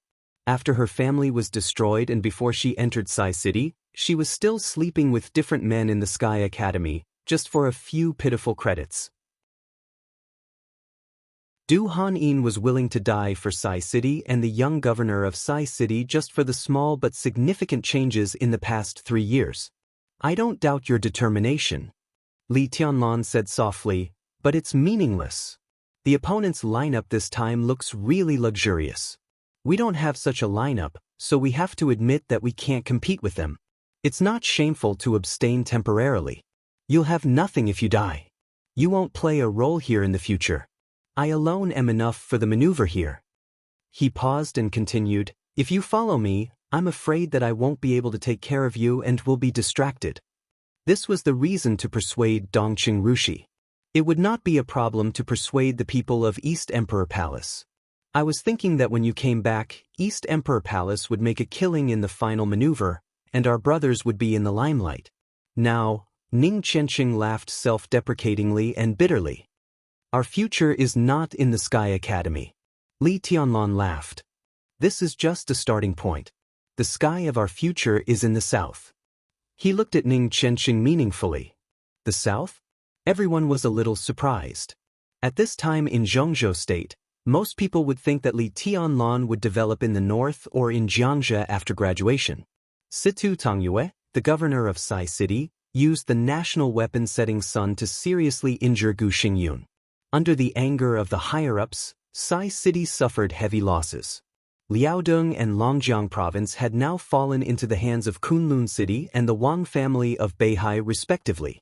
But in Guangdong, Sai City still had the final say. As the young governor of Sai City, it was natural for Li Tianlan to go to Guangdong. Jiangzhou was the place where the Li family made a comeback, and the political wealth left by Wu Jingmin was enough to make Li Tianlan go smoothly. These two places were the most suitable for Li Tianlan. Who could imagine that he was going to the south? The south? Li Baitian's eyes lit up quietly. Where? Li Tianlan took a deep look at Li Baidian and then at Ning Qianxing.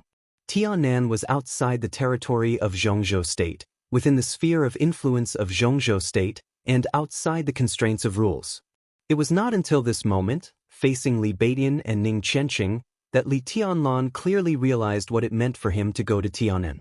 Many arrangements, intentionally or unintentionally, had been made a long time ago, and it was not until today that they showed their great value. In Tiannan, the current commander of the Tiannan Freedom Corps, which actually belonged to Zhongzhou State under the banner of the rebel army of Annan State, was Ning Ziyuan. He was Ning Qianxing's father. When East Emperor Palace went to Tiannan, Ning Qianxing could invisibly play the role of Li Tianlan's spokesperson in Tiannan. In Zhongzhou State, Tiannan was located in the southwest. Some things in the special warfare system of Tiannan would frequently connect with the Southwest Special Warfare Headquarters. Who was the current minister of the Southwest Special Warfare Headquarters? It was Wei Kunlun, the Nirvana sword master of Mount Shu. He was Li Baidian's first senior brother. If Ning Qianxing was Li Tianlan's spokesperson in Tiannan, Li Baidian was the bridge between Tiannan and the special warfare system of Zhongzhou State. Between Tiannan and Zhongzhou State, the biggest force was the Blood Battalion of the Border Control Corps of Zhongzhou State. Wang Lin, the commander of the Blood Battalion, was transferred to the Eastern Theater of Operations as the commander. But now, the core of the Dongqing clan was still the commander of the Blood Battalion. Thunder God. Dongqing Rushi's godfather. He was also the uncle who took Li Tianlan to the desert from the border. In a trance, there seemed to be a golden path in front of him. Until now, Li Tianlan vaguely had a feeling of sudden enlightenment. Ning Qianxing, Li Baidian, Dongqing Rushi, Thunder God, Ning Ziyuan, they were like chess pieces scattered on a misty chessboard. All of them were vague and had no connection with each other. But now, with the placement of Li Tianlan, the biggest chess piece, the fog dissipated and everything became clear. Li Tianlan took a deep breath. He saw the chessboard of Tiannan with all the pieces placed. He also saw in Tiannan his way to get rid of the fate of being a chess piece and become a chess player. That was where the real beginning began. It's Tiannan. Li Tianlan muttered to himself. Tiannan. An old voice rang out at the door of the ward. Zhuang Huayang, the principal of the Sky Academy, came in accompanied by Qin Ku, the deputy director of the teaching office. He looked at Li Tianlan, who looked calm, with undisguised complexity and realization in his eyes. He was also a player in the game. So, like others, he saw Li Tianlan's future with a gloomy fog. But it was not until he heard Li Tianlan mention the word Tiannan that he suddenly realized what a wonderful move the hand that had pushed Li Tianlan behind the scenes had made in Tiannan. Tiannan. For Zhuang Huayang, it was like a thunder. Everything seemed so obvious. But Ning Ziyuan went to Tiannan because the Wang family of Beihai was siding with the same faction and fighting against the different faction. Thunder God of the Blood Battalion was the prelude to Dongqing Wudi's trade with the Border Control Corps after Wang Wantian left. Mount Shu became the Southwest Special Warfare Headquarters, which was expected by the public and supported by the Prince Group. All the forces acted unintentionally, but in the end, they operated a situation that was like heaven for Li Tianlan. Zhuang Huayang did not believe that it was all unintentional. He would rather believe that there was a hand behind all this that had reached into the inside of the major groups and was carefully and quietly controlling the situation. This was truly unfathomable. He just did not know who this hand, who could be called a national master, was. Was it Li Honghe? Was it the Dongqing clan? Or Qin Weibai? No matter who it was too late when the people in the game realized it. The Li family, a big dragon that had been trapped on the chessboard for more than 20 years, had been completely revived in silence. Zhuang Huayang sighed and shook his head, thinking of the call with the chief last night. Before that, he understood the chief's approach, but today, when he heard the words, Tiannan, he realized that he had to remind the chief's means.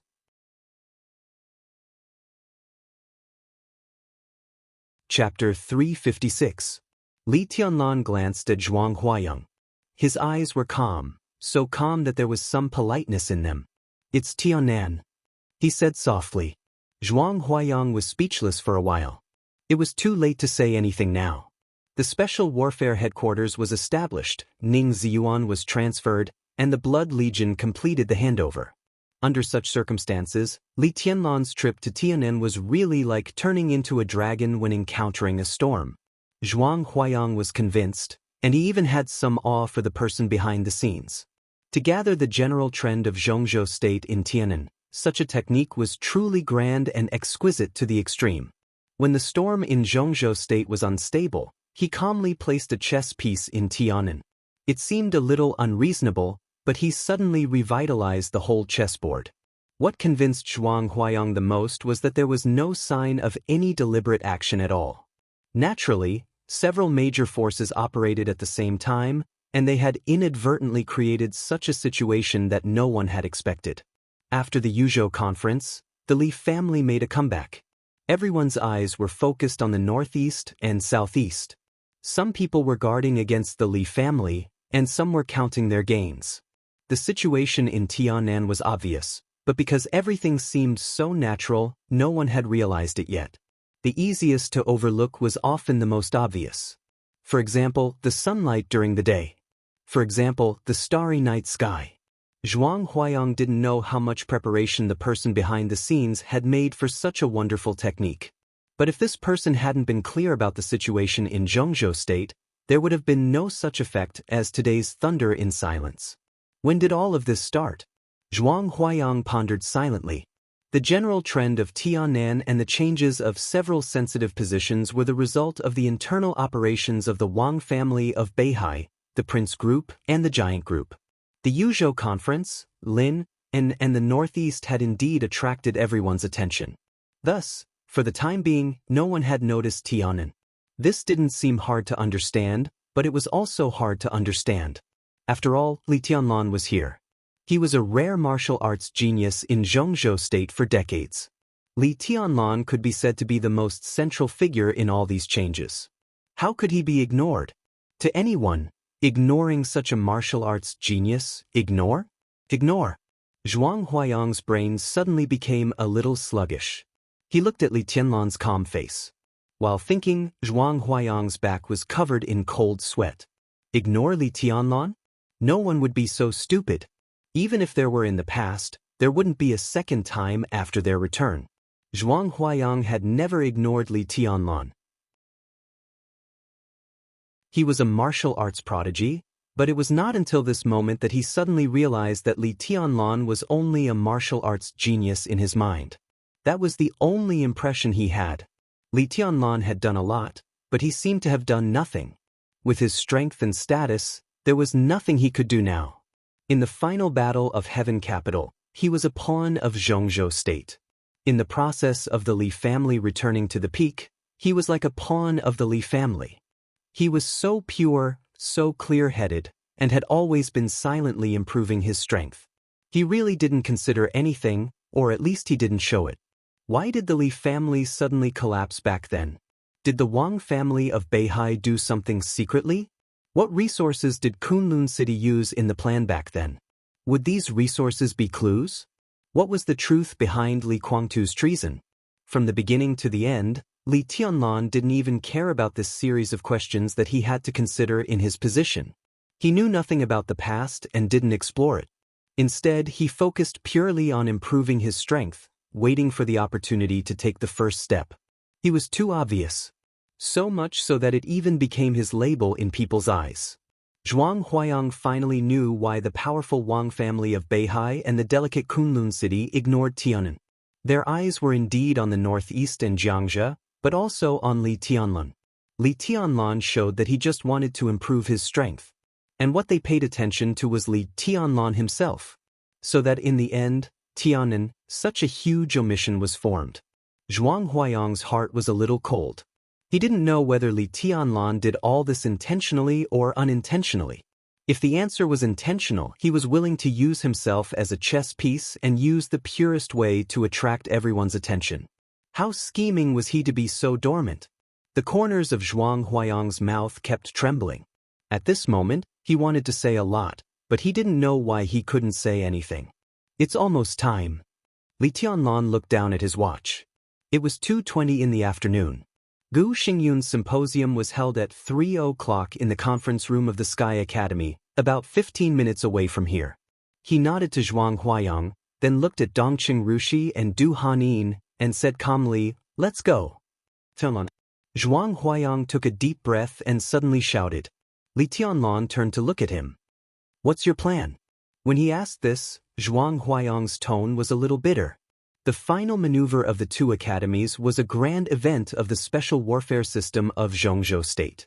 Kunlun City had the greatest dominance. But as the current ruling group of Zhongzhou State, if the academics insisted on standing as an ally, even if it couldn't change the order of the maneuver, it could at least fight for more living space for Li Tianlan and let him see the sincerity of the academics. But the chief didn't do so. Instead, he chose silence and acquiescence. Li Tianlan was still an ally of the academics. But this subtle change began after Li Tianlan established a closer relationship with the giant group.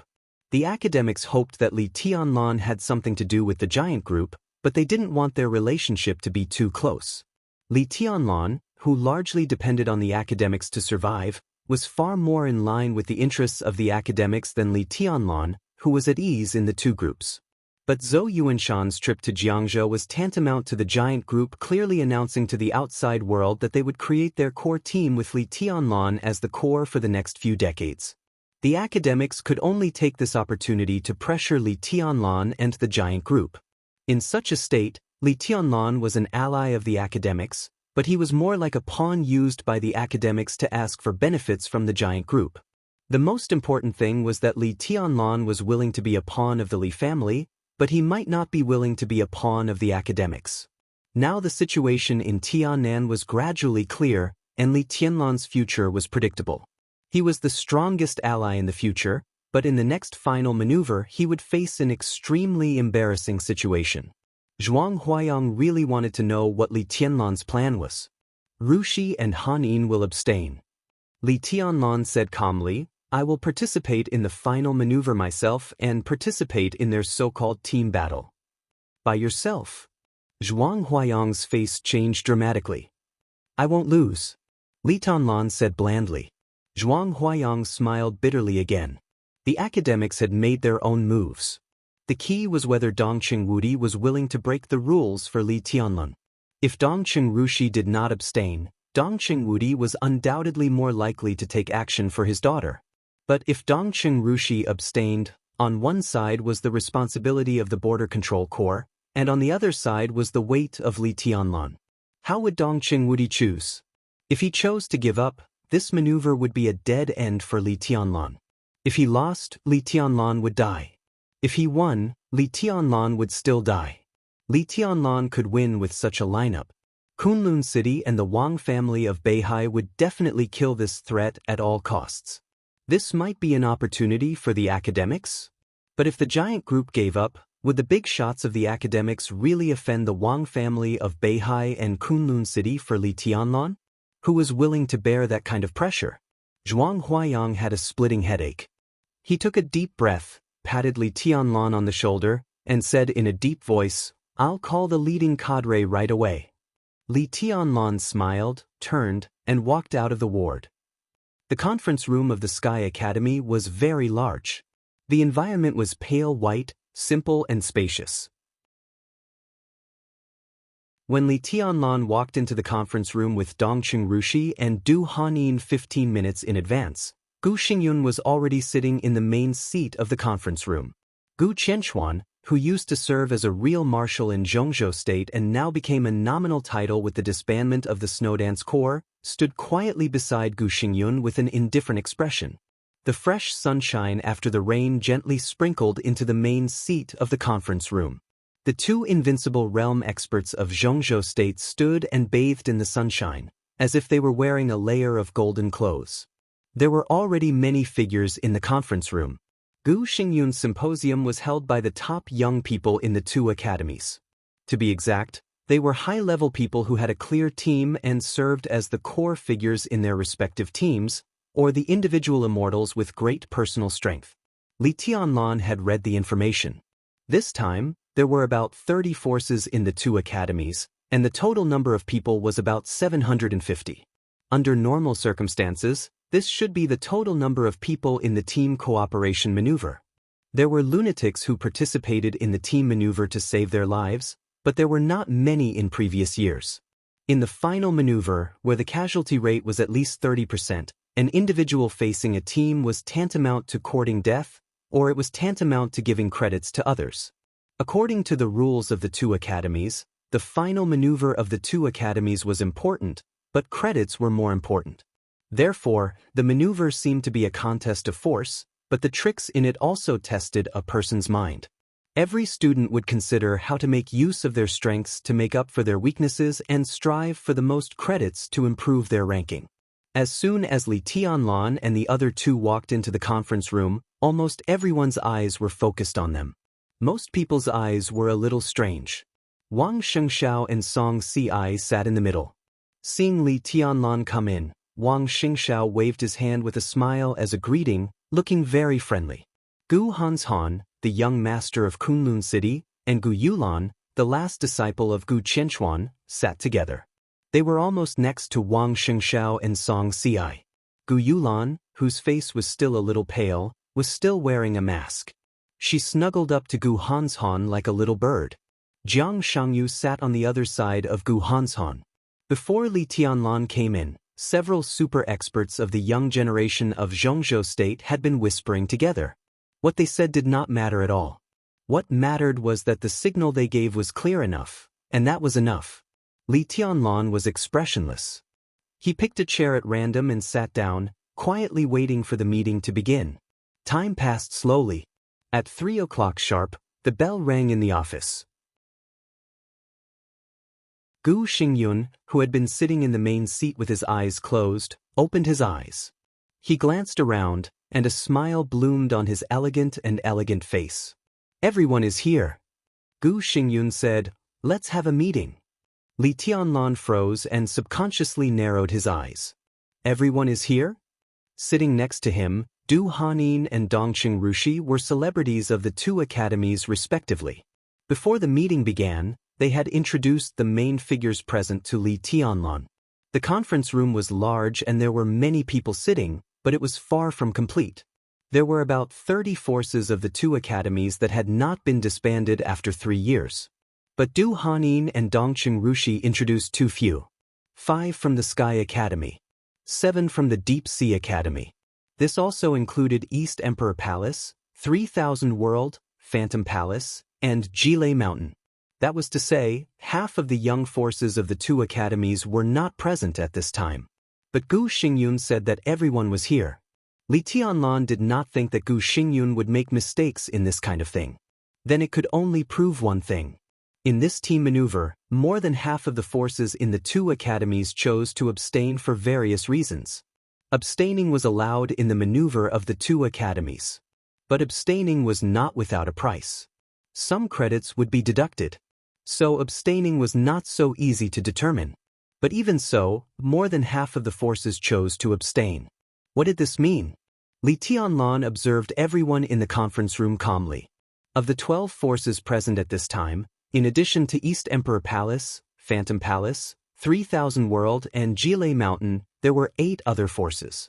There was no doubt that these were the forces led by Wang Xianxia and Gu Hanshan.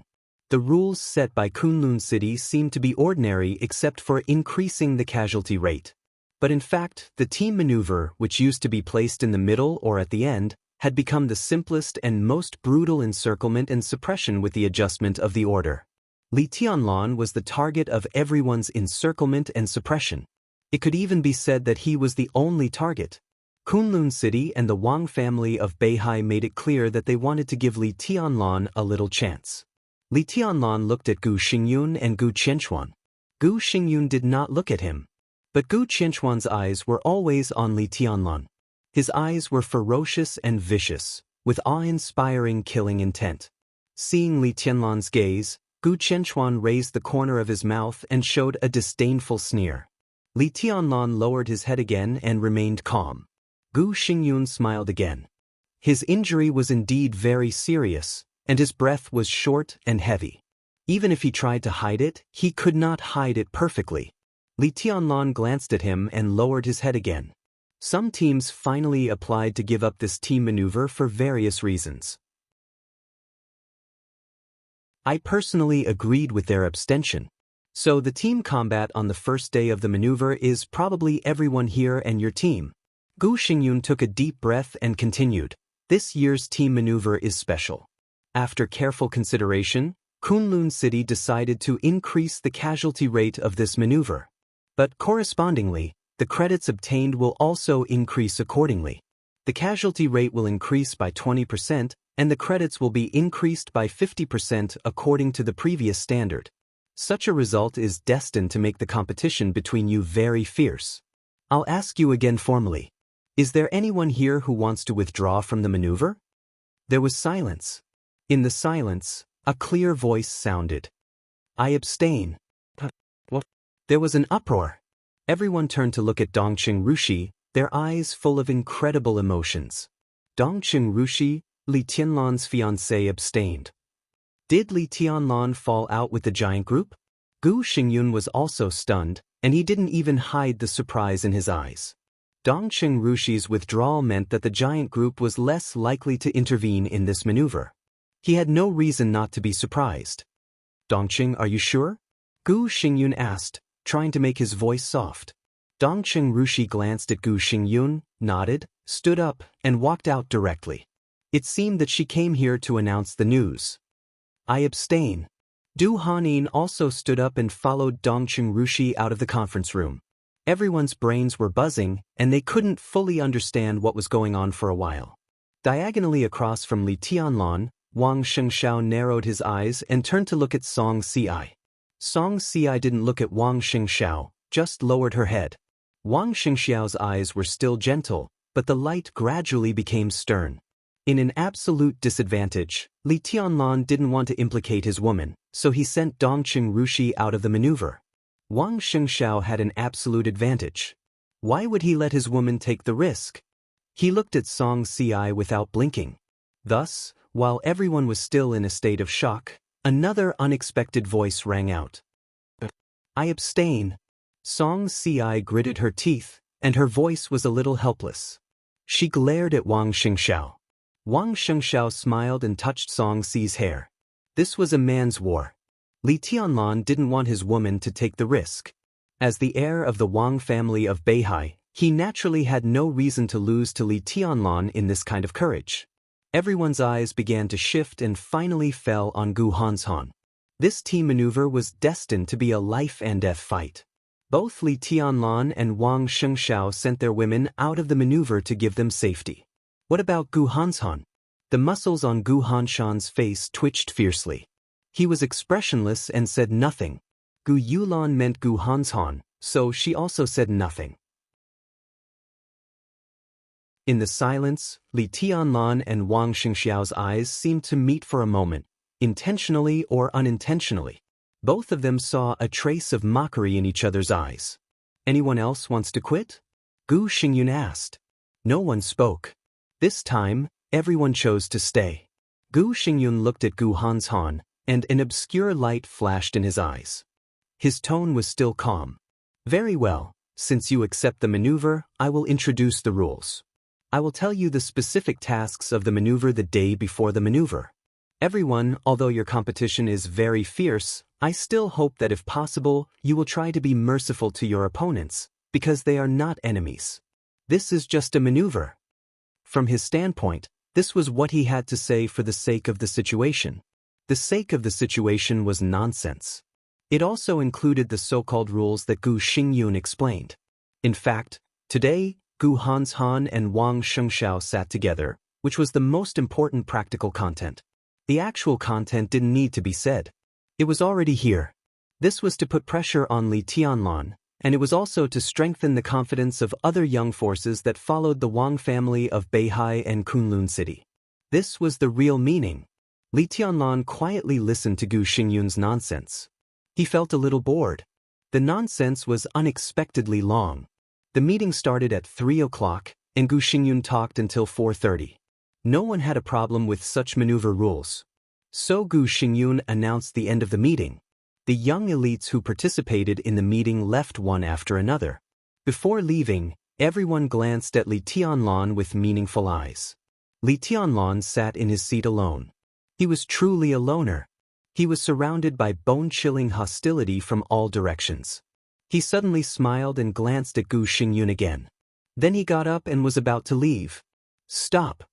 A voice suddenly sounded behind him, calm and confident, almost like an order. Li Tianlan calmly turned around. "What's the matter?" he asked, narrowing his eyes. Gu Hanshan, who had never communicated with Li Tianlan, walked to Li Tianlan. He looked at Li Tianlan's eyes carefully. The two looked at each other. "What do you think is more important, survival or glory?" Gu Hanshan suddenly said, "If it were you, which one do you value most?" No one could think that Gu Hanshan's first sentence was to ask such a profound and simple question. Li Tianlan remained calm. He could feel that the eyes of the two invincible realm experts of Kunlun City were focused on him at this time. He suddenly smiled and said calmly, "The most important thing is the enemy. I think the master and the servant are the most important." There was a faint but extremely dangerous smile on Gu Hanshan's face. His face was ordinary, but at this time, it had an indescribable strength.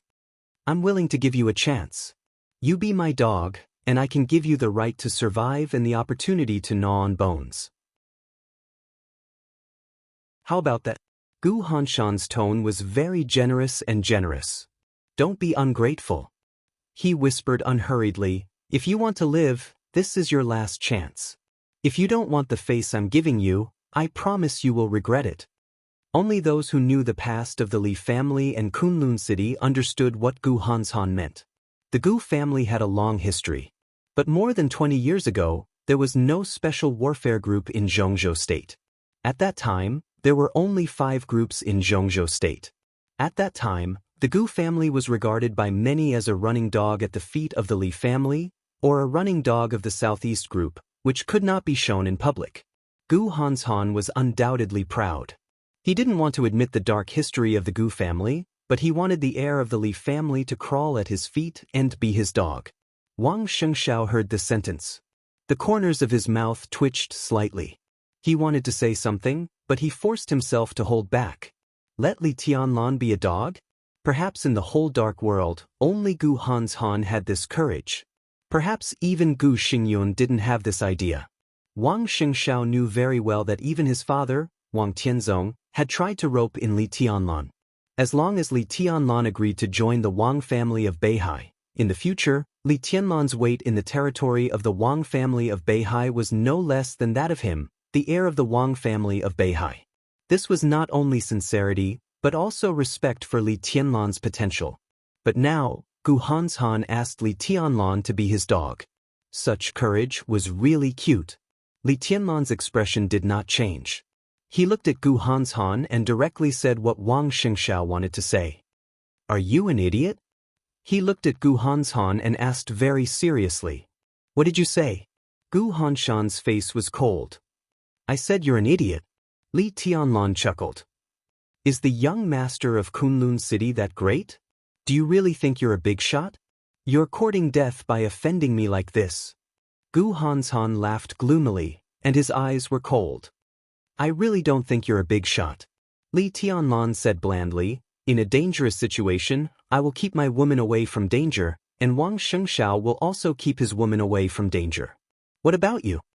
He looked at Gu Yulan and said mockingly, "In a dangerous situation, in your eyes, your woman may just be a character who can create traps for the enemy. She hasn't recovered yet, right? Based on this alone, you're far inferior to me and Wang Xianxia.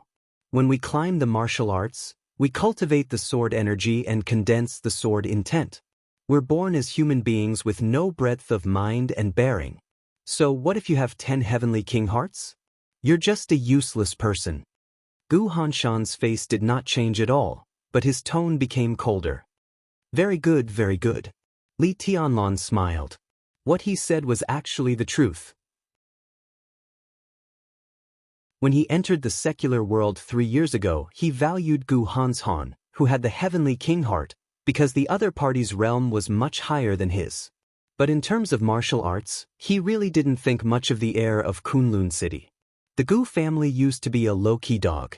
After overthrowing the Li family, it became the war god clan of Zhongzhou State.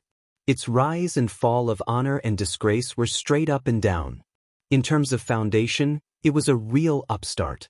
Gu Hanshan's status was very high, but he didn't want to forget the shame of being a dog of the Li family, at least not far enough for him to forget. In such a state, he had the heavenly king heart, but there must be something wrong with his state of mind. In Li Tianlan's eyes, if he had to count his future opponents among the young generation of Zhongzhou State, even Jiang Shangyu ranked ahead of Gu Hanshan, not to mention Wang Xingxiao. It's not a good thing for young people to be arrogant. Gu Xingyun's voice suddenly sounded. He walked over slowly and looked at Li Tianlan with a faint smile. Tianlan, no one will doubt your potential. But potential is not equal to combat capability. I've seen many geniuses with amazing potential but died young. Li Tianlan said calmly, Your Highness is experienced and knowledgeable. No wonder you can cultivate such an excellent heir. I admire you. Gu Xingyun was not angry at all. His smile became more elegant and warm. Hans Han is young and has many shortcomings, but it doesn't matter. But he's right about one thing. It's really important to know how to adapt to circumstances and appreciate favors. In this respect, you're not good enough. Do I have to be a dog for him if I do well? Li Tianlan laughed. He suddenly thought of something.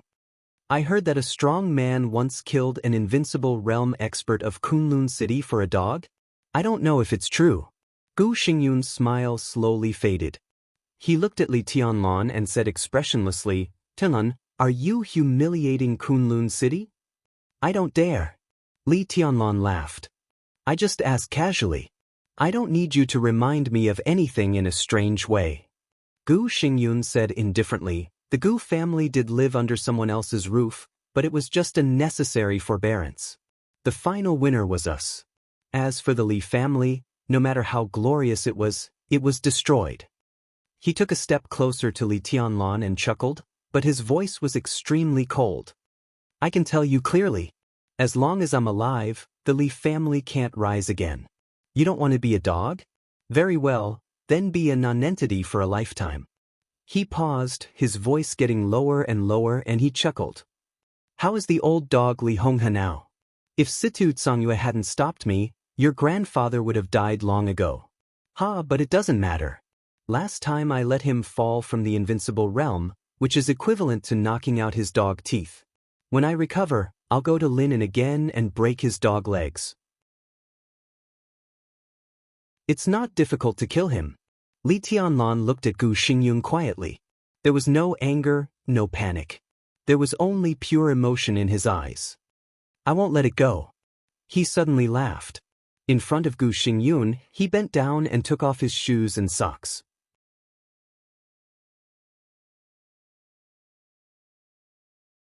Chapter 357. Many people knew that Gu Xingyun had a mansion beyond many people's imagination on Winter Mountain, called the Purple Gold Pavilion, which was jokingly called the Huading branch of Kunlun City. There was no branch in Kunlun City. The name didn't sound official at all. In fact, it was the highest power center of the Special Warfare Agency of Zhongzhou State. The Special Warfare Headquarters in various regions of Zhongzhou State, the Special Operations Bureaus in various provinces, and the various secret service agencies that had no clear scope of responsibility but always played their role were all directly under Kunlun City. Therefore, Kunlun City didn't need the so-called branch. If there was a branch, it would be the Huading Special Operations Bureau. However, it was also well known that Gu Xingyun preferred the Purple Gold Pavilion. The Purple Gold Pavilion was located on the mountainside of Winter Mountain, covering an area of nearly 300 acres.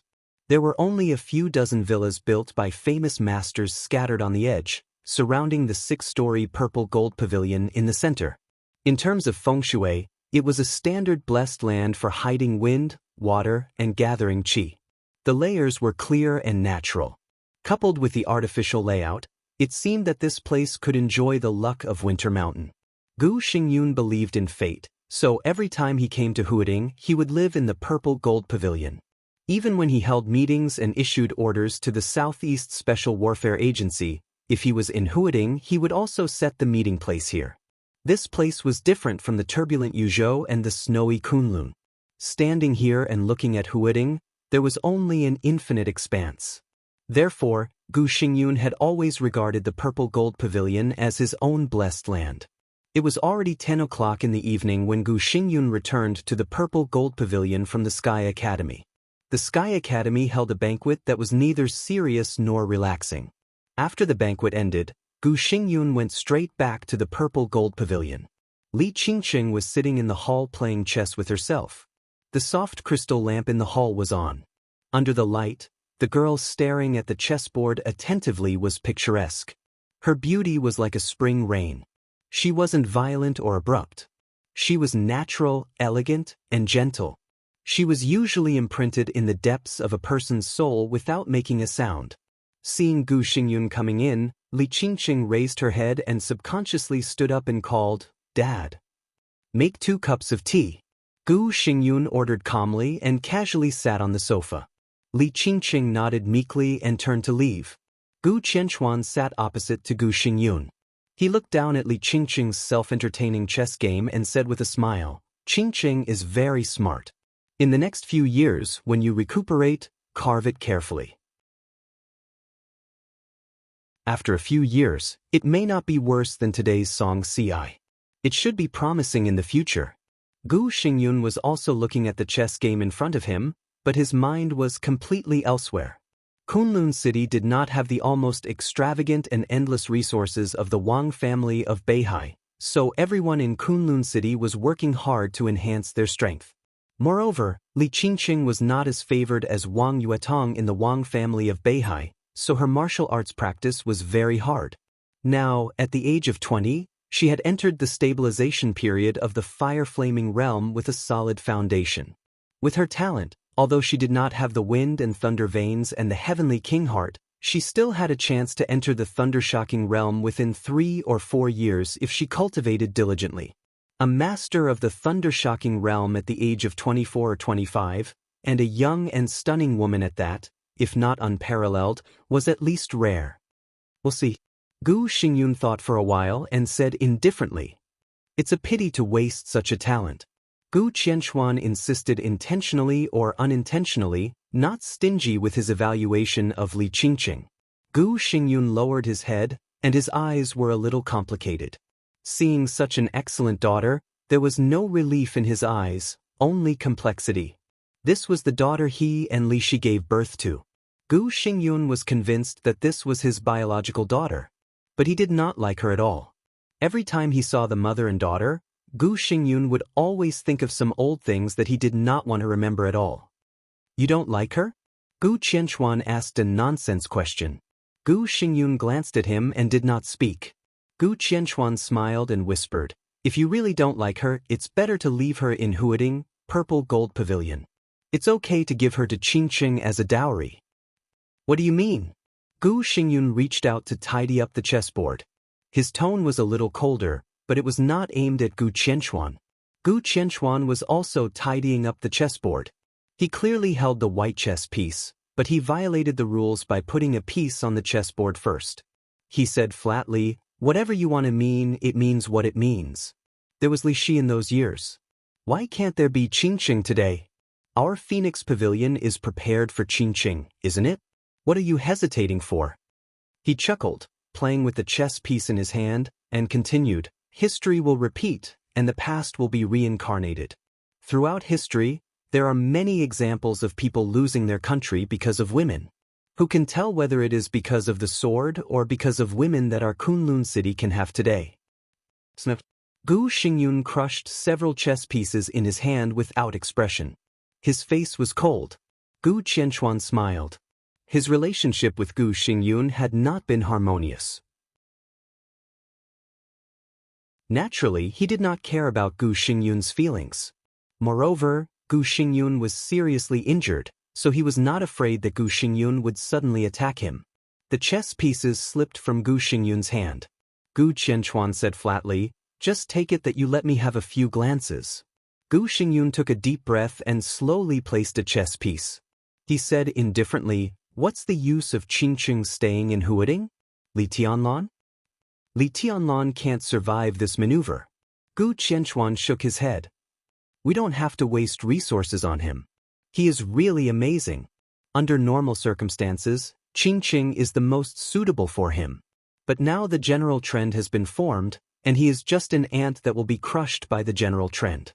If Qingqing really wants to get close to him, I won't let her stay in Huading, but go to Jiangxia or Guangdong." He raised his head, looked at Gu Xingyun, who was thoughtful, and said with a smile, "Huading means a lot to the Wang family of Beihai." The Wang family of Beihai. The Wang family of Beihai. Gu Xingyun raised his eyelids. Wang Xianxia? Wang Xianxia. The hall suddenly quieted down. The silence was a little depressing. Gu Xingyun seemed to be hesitating and thinking. After a long time, he placed a chess piece and slowly said, "It's not the right time. Let's wait for a few years." Gu Qianchuan slightly raised his eyebrows and did not understand Gu Xingyun's meaning for a while. He thought for a while, then his face changed and he slowly said, "You don't think Wang Tianzong and Wang Xingxiao are good?" A few years was a delicate period, which suddenly made him think of a lot. Before Gu Xingyun spoke, Gu Qianchuan had said quickly, "Is it because of Wang Qinglei? The internal problems of the Wang family of Beihai have been exposed more and more in recent years, mostly because of Wang Qinglei. Wang Qinglei does have a chance in the next session. Even if the Southeast group knows something, it is hard to get off. It can only push Wang Qinglei. Even Wang Tianzong does not dare to make fun of the foundation of the Southeast group, but..."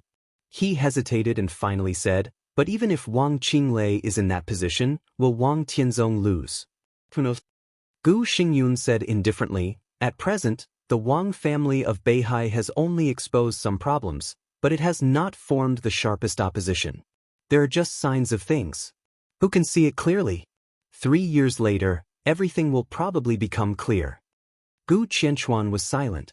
The Wang family of Beihai seemed to be still powerful in recent years, but some internal contradictions accumulated were showing more and more obvious signs of losing control. The biggest reason was naturally Wang Qinglei. Wang Qinglei was now one of the members of the decision-making committee of Zhongzhou State and the top leader of Wuyue Province. In the early years, he was the governor of Wuyue Province. After it was determined that he would serve as the top leader and enter the decision-making committee, some contradictions gradually began to surface. But no one knew whether Wang Tianzong was too confident, or the Southeast group trusted Wang Tianzong too much, or their own resources were a little tight. When these signs appeared, the Southeast group did not take it seriously and continued to push Wang Qinglei into the decision-making committee. In the general election 3 years later, it was almost a certainty that Wang Qinglei would take a step forward. He was young and could really attack or retreat. If he made up his mind to be well prepared, even if he could not take a step forward, it was not a big problem for him to enter the center from Wuyue. At that time, the two giants of the Southeast group who had a close relationship with Wang Tianzong would step down. If Wang Qinglei went further, he would become the new flag of the Southeast group. And he would be a very high-ranking flag figure. Even if the Southeast group was not optimistic about Wang Qinglei, he could not be replaced in that position. Even if they had to bite the bullet for the foundation of the group, they could only choose to support Wang Qinglei. At that time, the real game between the powerful Wang Tianzong and the powerful Wang Qinglei would begin. One controlled Beihai province, and the other controlled Southeast group. That was a game of power and force. Only at that time, the final result of the Wang family of Beihai could be seen. Gu Xingyun did not allow Li Qingqing to get close to Wang Xingxiao now, not because he was not optimistic about Wang Tianzong and his son, but because he did not know what Wang Tianzong would do in the past 3 years. It was not a good thing to get involved when everything was confusing. The internal problem of the Wang family of Beihai is one aspect. Gu Xingyun said, "On the other hand, I am injured, and Qingqing must be by my side. You leave her alone in Huading? You are really bold. If Qingqing is out of control, aren't you afraid that the woman will go crazy and kill you?" Gu Qianchuan's face changed, and he smiled bitterly without concealing it. Gu Qianchuan smiled bitterly. On the top of Winter Mountain, under the starry sky, Li Tianlan, who had been sitting here watching the scenery for a long time, also hung up the phone in his hand. I can be sure, Li Tianlan whispered. The motorcade that just went in is Gu Xingyun and Gu Qianchuan. Have you really decided? Lin Yuxian sat next to Li Tianlan. Even though he knew Li Tianlan's purpose, he still felt a little strange. It's not a decision. Li Tianlan smiled and said, I told Gu Xingyun that I would not let go of what happened last time. I don't know whether he listened to me or not. Lin Yuxian's mouth twitched, and he said with difficulty, I guess he would never expect that you would be here now. I didn't expect it myself. Li Tianlan laughed and whispered, Since I came back, many people have asked me how strong I am now. It's hard for me to answer this question, Li Tianlan chuckled and said, because I don't know myself. Tonight is an opportunity to see how strong I am. I might as well try. He pointed to the foot of the mountain. The purple gold pavilion at the foot of the mountain was dimly lit. I'll go and have a look, he said. Lin Yuxian did not speak or stop him. Li Tianlan slowly went down the mountain alone. He was dressed in white and stepped on the ground barefooted. Behind him was the starry view of the entire winter mountain. In the night, the man in white moved straight ahead. In Lin Yuxian's sight, Li Tianlan's figure became more and more illusory, but his footsteps became more and more powerful. The top of Winter Mountain was full of starry sky. Lin Yuxian watched quietly, and his eyes gradually became dignified. Under the starry sky on the top of the mountain, Li Tianlan's figure became completely illusory in his sight. His whole person seemed to be completely integrated into the starry sky, as if he had completely disappeared, but also as if he was everywhere. Between reality and illusory, only his footsteps were still firm and steady. You're tuning in to the Wang Lin's Journey YouTube channel. Don't forget to subscribe and join us on this journey to catch the most captivating stories.